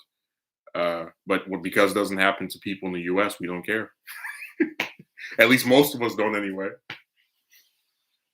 And had the idea of never being accepted to going on a date. Yeah, they told you that femcel thing that the people like to throw around, and I'm using the word because you literally never see anyone actually use it. It is the complete antithesis of what happens with men. There are no loads of groups of women talking about, oh man, I tried to get a date and men kept turning me down over and doesn't exist.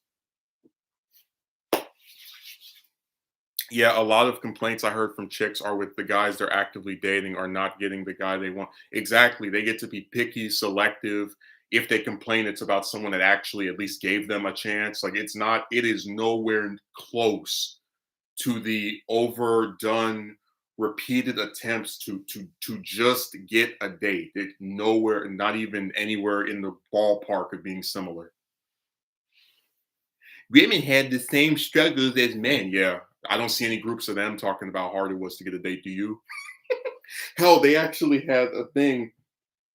I don't remember where I saw this, but I'll go and look for it on Reddit called "Forever Alone Women," and they had to shut it down because the chicks were getting too many private messages from men trying to get a date with them.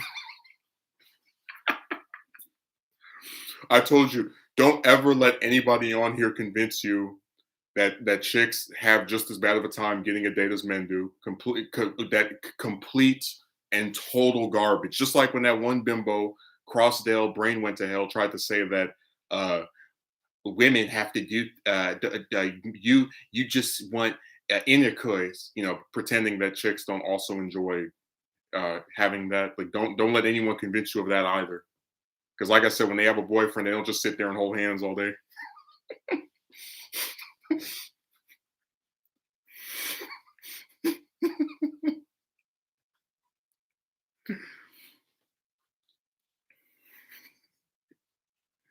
Don't let anyone trick you into believing any of that.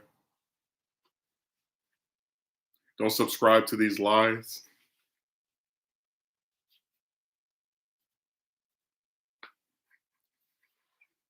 Dude, I've never seen a forum where it's like 100 chicks or even like not even 100, like 50.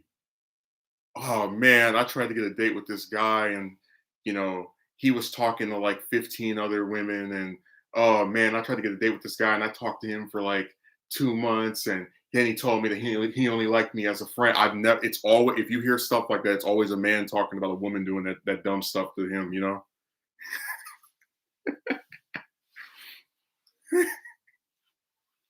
They will never understand what any of this is like, 'cause they don't have to deal with it. They don't have to sit there and get over analyzed on every little thing by a bunch of clowns online hiding their faces while they talk about yours.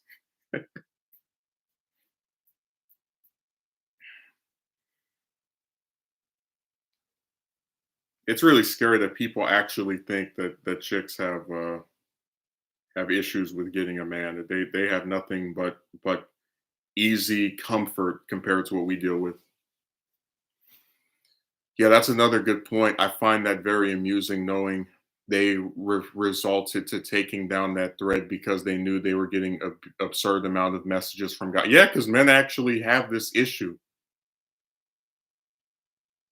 Like, most, they talk about how, like, oh, some woman is upset because she didn't get the dream guy. You don't get the dream woman. You don't even get like option B, C, D, E, F, E, or F. You just keep going all the way down, trying to get whatever will accept you back.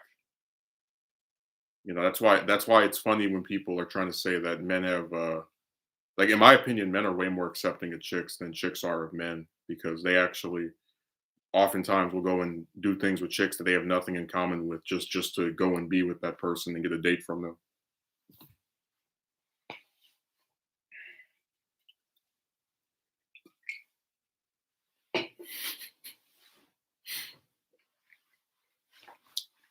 That whole thread went down.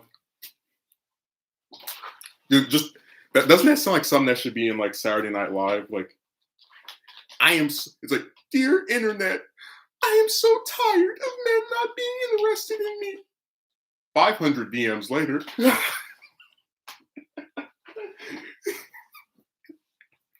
Doesn't that sound like something you could see on like Saturday Night Live, like as a parody, like a spoof of what wanting to be with someone but not getting anything, and then being trying to be part of a subculture is like.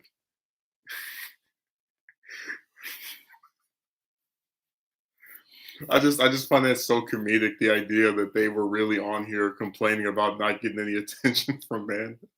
And then when they start getting attention from men, they have to shut the whole forum down. It's like, oops, accidentally revealed that we don't really exist as a thing, because men will take and accept us in any condition whatsoever.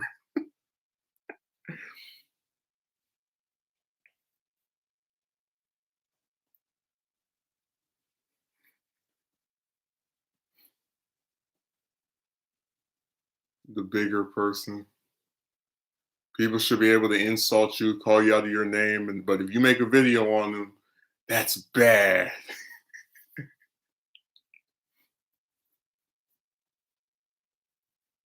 How could you?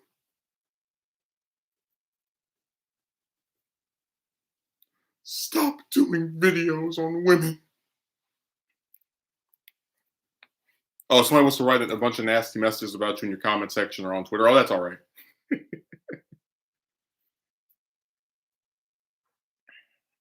How anybody defends this stuff is beyond me, but people defend everything, especially if it's done by a certain person or a certain group of people that have, that good old plot armor triangle.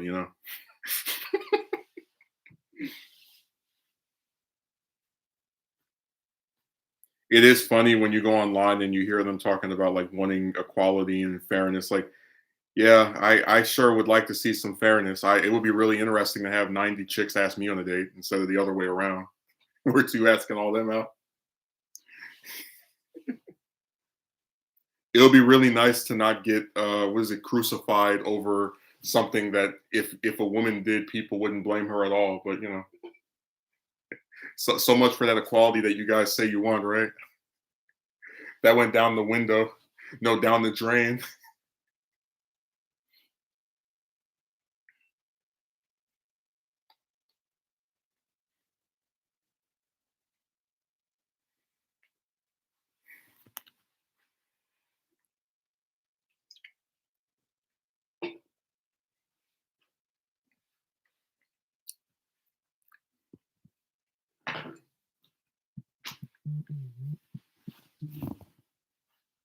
Who is this number? This number doesn't have an area code. I'll answer it for 2 seconds. I'll hang up. Hello? Hello?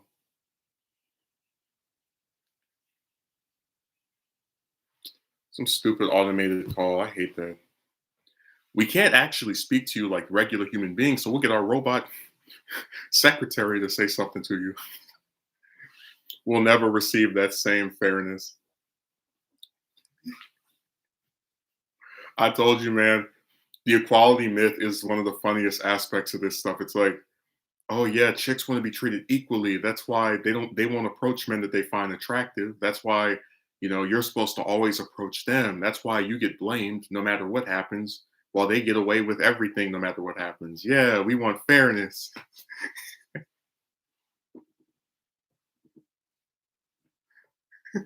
It's like, but dude, seriously, if things were actually equal, you would see like groups of chicks talking about getting rejected over and over again. Because you know damn well, and I'm not saying this to be insulting of the way people look. I've had plenty of nasty commentary made toward my appearance, but you know damn well that there are certain chicks that you don't find attractive. And there's something to be said when the group that you don't find attractive is still able to actively find members of your gender that will go on a date with them, or at least give them some semblance of a chance of having the experiences of what it's like to be with someone. But then, because of your gender, if you're not considered this all attractive person, or some other external factor that somebody wants to throw in there too, you just get screwed. Like just no nothing for you. But if you have the triangle, there's always some option or alternative. Just it's so stupid to me. It really like I can't feel sorry for them. I don't like a lot of times when they talk about how bad some man was that they were with. It's like they chose to be with that person. And usually it's difficult to feel bad for them because they have alternatives. That chick that was with the guy that she was making pay for the storage unit, I mentioned before, I saw her at the mall, arm locked around some other guy. Could have gone to him instead of that one. Probably didn't because she knew she couldn't, I don't know, squeeze as many coins and nickels out of him as she did with the other guy. But you get my point that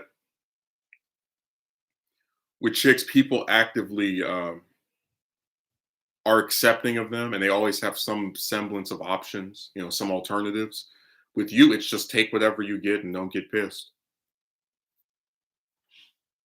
And remember, it even extends to the commentary aspect where you have people who are telling you you don't have the right to be upset over getting the same result. Remember, women are different. They're not all the same. They're not all the same. Not every woman is the same. But then you keep getting the same result. You see how different they are when they do the same thing, right? That's a real indicator of being different from each other, right?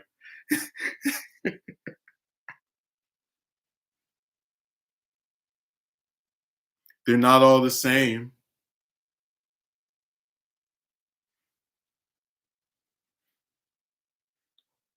Women aren't all the same. That's why there's not loads of men talking about getting the same result from them because they're very different from each other.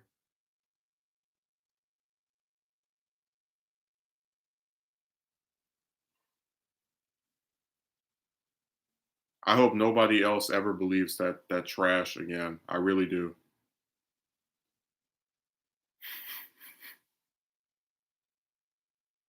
Like chicks have proven that they are what's a good way of saying it? If you want to sit here and say they have different hobbies, different interests, sure, we'll grant you that luxury. But don't believe people when they tell you they're not similar to each other when it comes to this topic. And that's a really good way of saying it. They might be different in terms of the things they say they like or personalities, whatever, but they share a very common trait of wasting men's time before discarding of them, or just altogether just rejecting men. That's the number one thing they all have in common. Just I'm not interested. I'm not interested. I'm not interested. I'm not interested. Just ad nauseum. Sure, not all women are the same, but enough women do this crap that hundreds of men have experienced it. Dude, it's way more than that. It's I will easily say it's thousands. Because you know what? We talked about this before, where one of the reasons I hate the I word is because it takes an experience that a lot of men have and tries to lump them all into this box of like these undesirable broken pieces of garbage, right? But I'm telling you, there's plenty of guys who don't even use the internet who have had the exact same experience as you or I. um, I gave my best friend as an example, but I've spoken to other men I knew in real life that talked about how right I was about the screwed up chicks. So there's a lot of guys who don't even post about this. Like the number's way bigger. The number of men that just have this issue of like over and over having your time waste with chicks, they don't reciprocate, just year after year, same thing, right? It is way bigger than a couple of hundreds or hundreds. I think it's easily in the thousands. Because like I said, if it was so easy for men to get a date, they wouldn't have to go on these different dating websites. They wouldn't have to, you wouldn't have 30 guys talking to one broad if everybody was so happily with someone. It's that number is way bigger than people give it credit for. The figure is way, yeah. But a lot of it is just we don't have every single guy that has this issue talking about it. So there's plenty of them that don't have this experience that just haven't mentioned it publicly.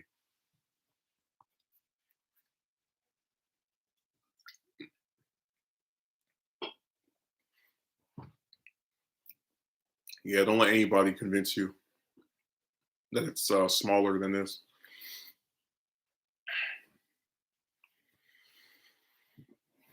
I was really surprised by the support on the DVD mobile videos. It's about time. Damn, one of those finally got over 100 at last.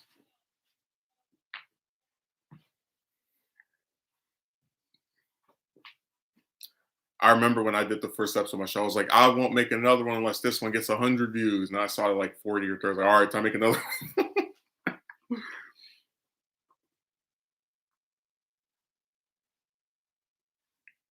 No, the figure's way bigger.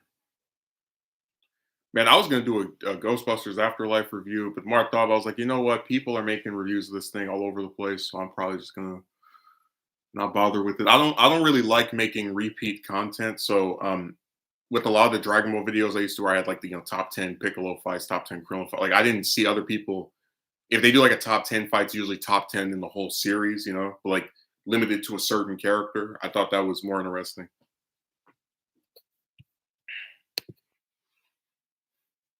That's why with a lot of the different shows and series I'm into, people like it really feels this way. They have maybe 4 or 5 characters they really care about, and everybody else just disposable. In other series, it's even less. So I just want to make sure that I didn't have that same thing. The not all women argument is just another way for these people to not only downplay a man's experience, but to also protect the egos of these bimbos. Well, it's stupid because nobody here, and I'll go back and look at the messages of every single stream I've ever done. No one here said all. Not a single person that comments regularly on my channel has ever said that. And you know what I mean by regularly? No, I'm not talking about some troll that shows up one day to write something weird. I'm talking about just people that actively show up. No one writes that stuff. So that's just another stupid thing they say to be dismissive toward your argument. But again, a lot of the stuff they say is based around dismissing an argument, like, "Oh, you're ugly." It's like, okay, what did that do to address what I was saying? Oh, nothing. So this phrase, "be the bigger person," I've experienced than it being said to me by that recent chick actually as a way for her to treat however she wanted to treat me and expect me to put up with. Well, like I said, man, people want to say and do whatever they want to you, but they also want to control how you respond to that. So that woman probably would have liked it more if you still were willing to put up with her and talk to her. So, but she also expects you to put up with her stuff. So it's bad for you to walk away, to stop putting up with it, leave her alone. But it's not bad for her to treat you like a third class citizen.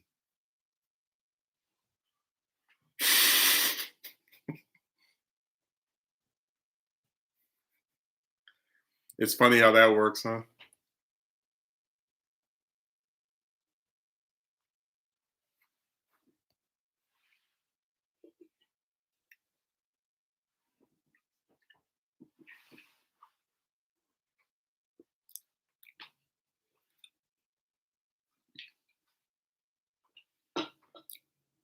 Forgot to mention this.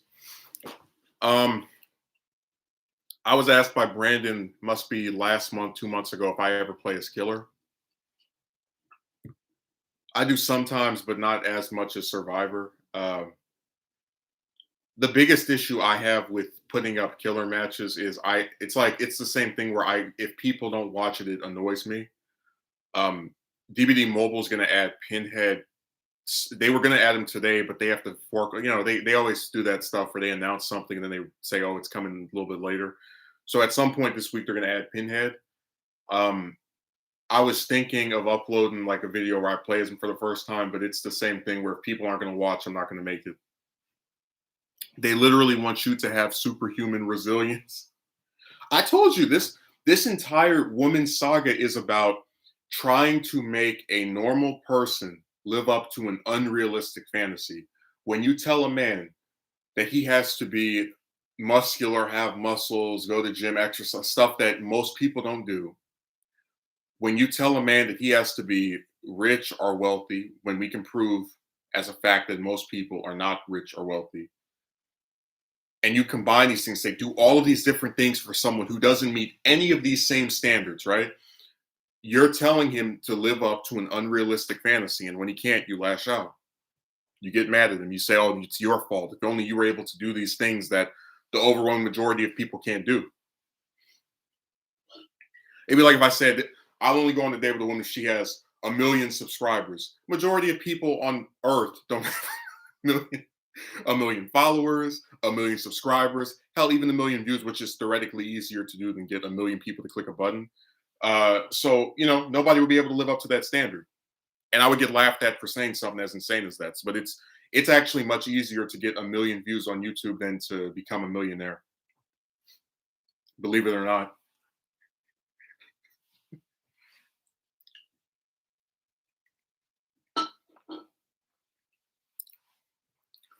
I don't even have 1 million views. I got like 600,000 or something. Hey, let me treat and talk to you any way I want. And you have a problem with that, you're a snowflake. So if you stand up for yourself, you're damned. If you don't stand up for yourself and put up with it, you're victim blamed. Either way, you just can't win. Remember, that's why I started using that Spider-Man picture at the end of those videos, because I read that issue back in December or early January, and I saw that one panel, right? And it really resonated with me. It's like there are so many different things where if you look like going back to the thing at the start of the stream with this woman that started crying randomly when I got on the phone with her. If I were to hang up on that hoe when she started crying, what would people say? "Oh, you're so inconsiderate. You're so mean. She needed you, and you just decided to dip out." They would say, "How rude can you be?" But then if you stay on the phone with this person, you ask them how they're doing, or why this happened, whatever, and then afterward they accuse you of forcing them to tell you what about their tragic backstory, you're also at fault. So if you stay and listen to this bastard and try to like understand why this is happening, and if you hung up in her face because you want to put up with some weird crying foreign woman, you just can't win. You're blamed both ways.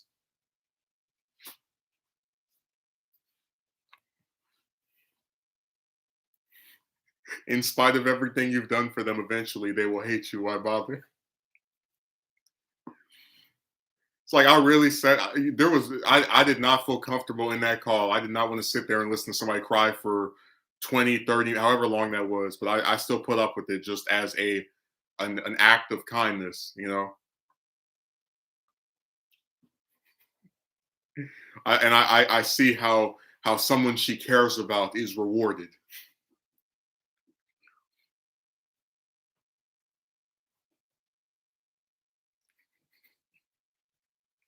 Hey Magumi, we need another phrase from that film. So yeah, I had to use that quote on one of your videos. Yeah. Hey, this is the other one. So like when guys say you need to become a millionaire to get a date, or you need to go to the gym, like especially the millionaire thing, right? Because they want you to spend a bunch of money on this stupid broad. You should be like, this is why only fools talk to women, because you never know when some lunatic will come around with the sadistic choice: lose all the money you worked hard for, or don't bother talking to women. Period. So like you see how both options are awful. You talk to the woman, you give her all your stuff that you worked for, and she's only getting it because of her gender, right? Screwed up option for like that's a really crappy reward for having worked for your stuff. Or don't talk to them ever again because you can't meet their unrealistic fantasy of every man they speak to being a wealthy person they can go dig up. You like that quote, Magumi? This is why only fools talk to women because you never know when some lunatic will come around with a sadistic.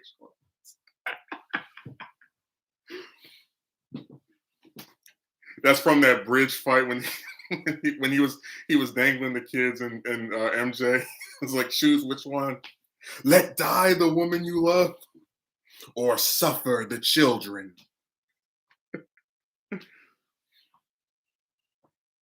I remember these people were like, "Oh, the Raimi trilogy is just good for the memes." Like, don't get mad at me because John Watts and the rest of the MCU Spider-Man clown crew can't come up with anything that anybody remembers.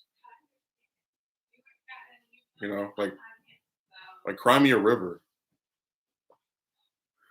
Imagine how that became bad. A movie is not good because it's memorable because people actively can recount what was said, and the dialogue was so unique and so varied as to be something that people still remember years after it came out.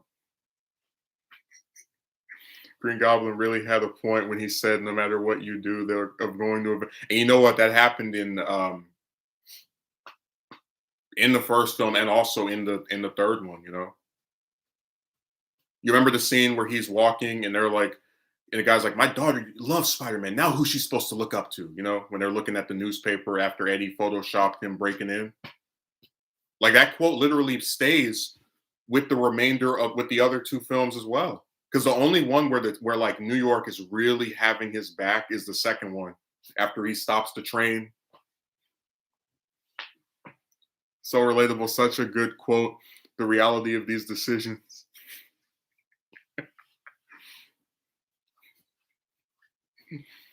But the reason I said that, like, I'm not trying to compare myself to heroes or anything, but if you look at that quote and you put it in the context of the chick stuff, a lot of these women will say, "I care about you," which is what one of them literally said, and I got them. I can go and screenshot and put in the video.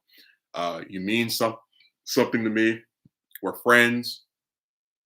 You know, I like you. All this different, seemingly positive relating stuff, right?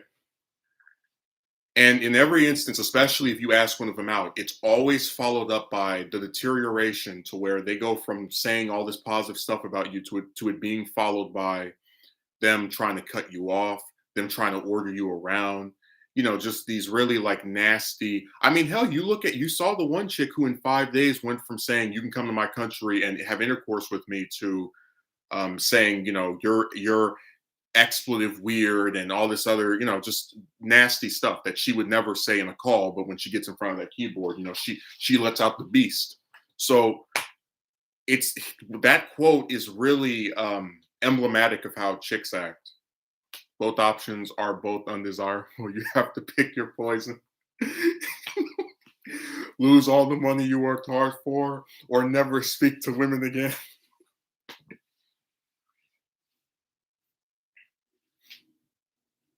Now that quote, both of those fit really well with the chick stuff because this is a tale of being put constantly in situations you can't win. If you don't talk to chicks, people blame you for never getting with one because you quit and you didn't try, blah blah blah blah blah. But then if you do talk to them, people will say you did something wrong. You probably did this to one of them. You probably screwed it up or botched it in some way without even being there, without knowing any details about what happened. They will extrapolate that to be your fault. So no matter what happens, as long as the woman doesn't agree to date you, it's always your fault. So I said I need to just get across, just hang out. Like I really want to draw myself hanging from a cross with like all the crucifixion that goes on this damn website.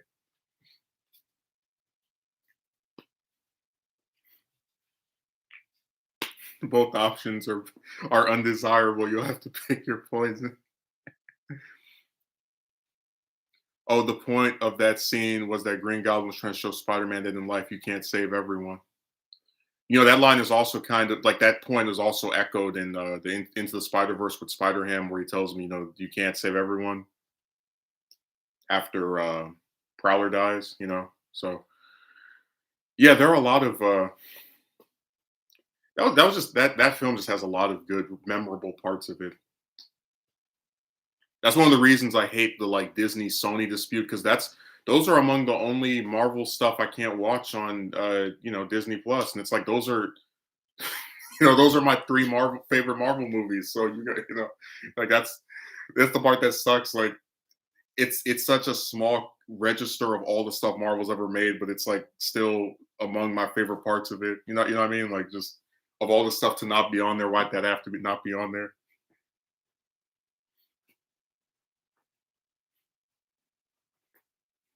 Both options are both undesirable. Yeah, they're pretty awful.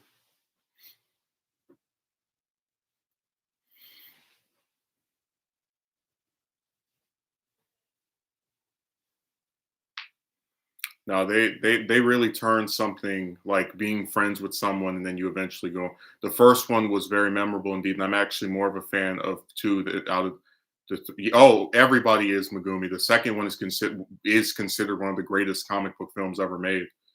Um, Roger Ebert, who wasn't even like he trashed the third one, and he didn't speak that well of the first one. Said the second one was great. So that's like when someone who's not even a fan of this stuff can look at it and say this by itself is good. Like a lot of people were crapping themselves about Scorsese coming out and trashing the MCU, but he spoke very positively of the Spider-Man trilogy because it was just this narrative that kept building on itself. So there's a lot of reasons and accolades for that to be a beloved series of films.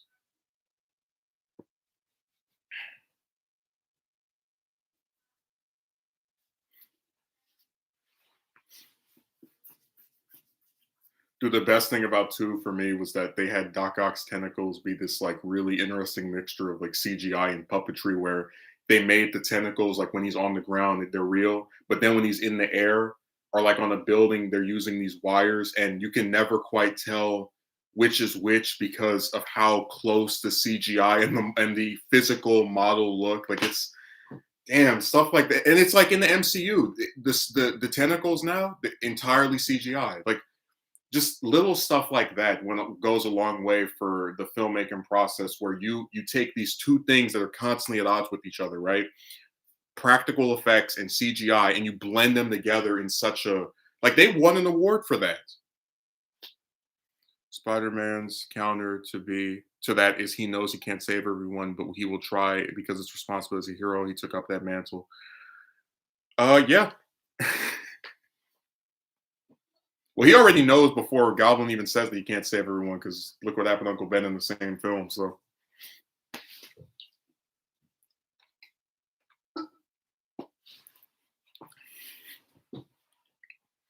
but the part about in spite of everything you've done for them, eventually they will hate you is in that film and the third one as well. Because in the third one they turn on him too after they get those fake pictures of him, robbing.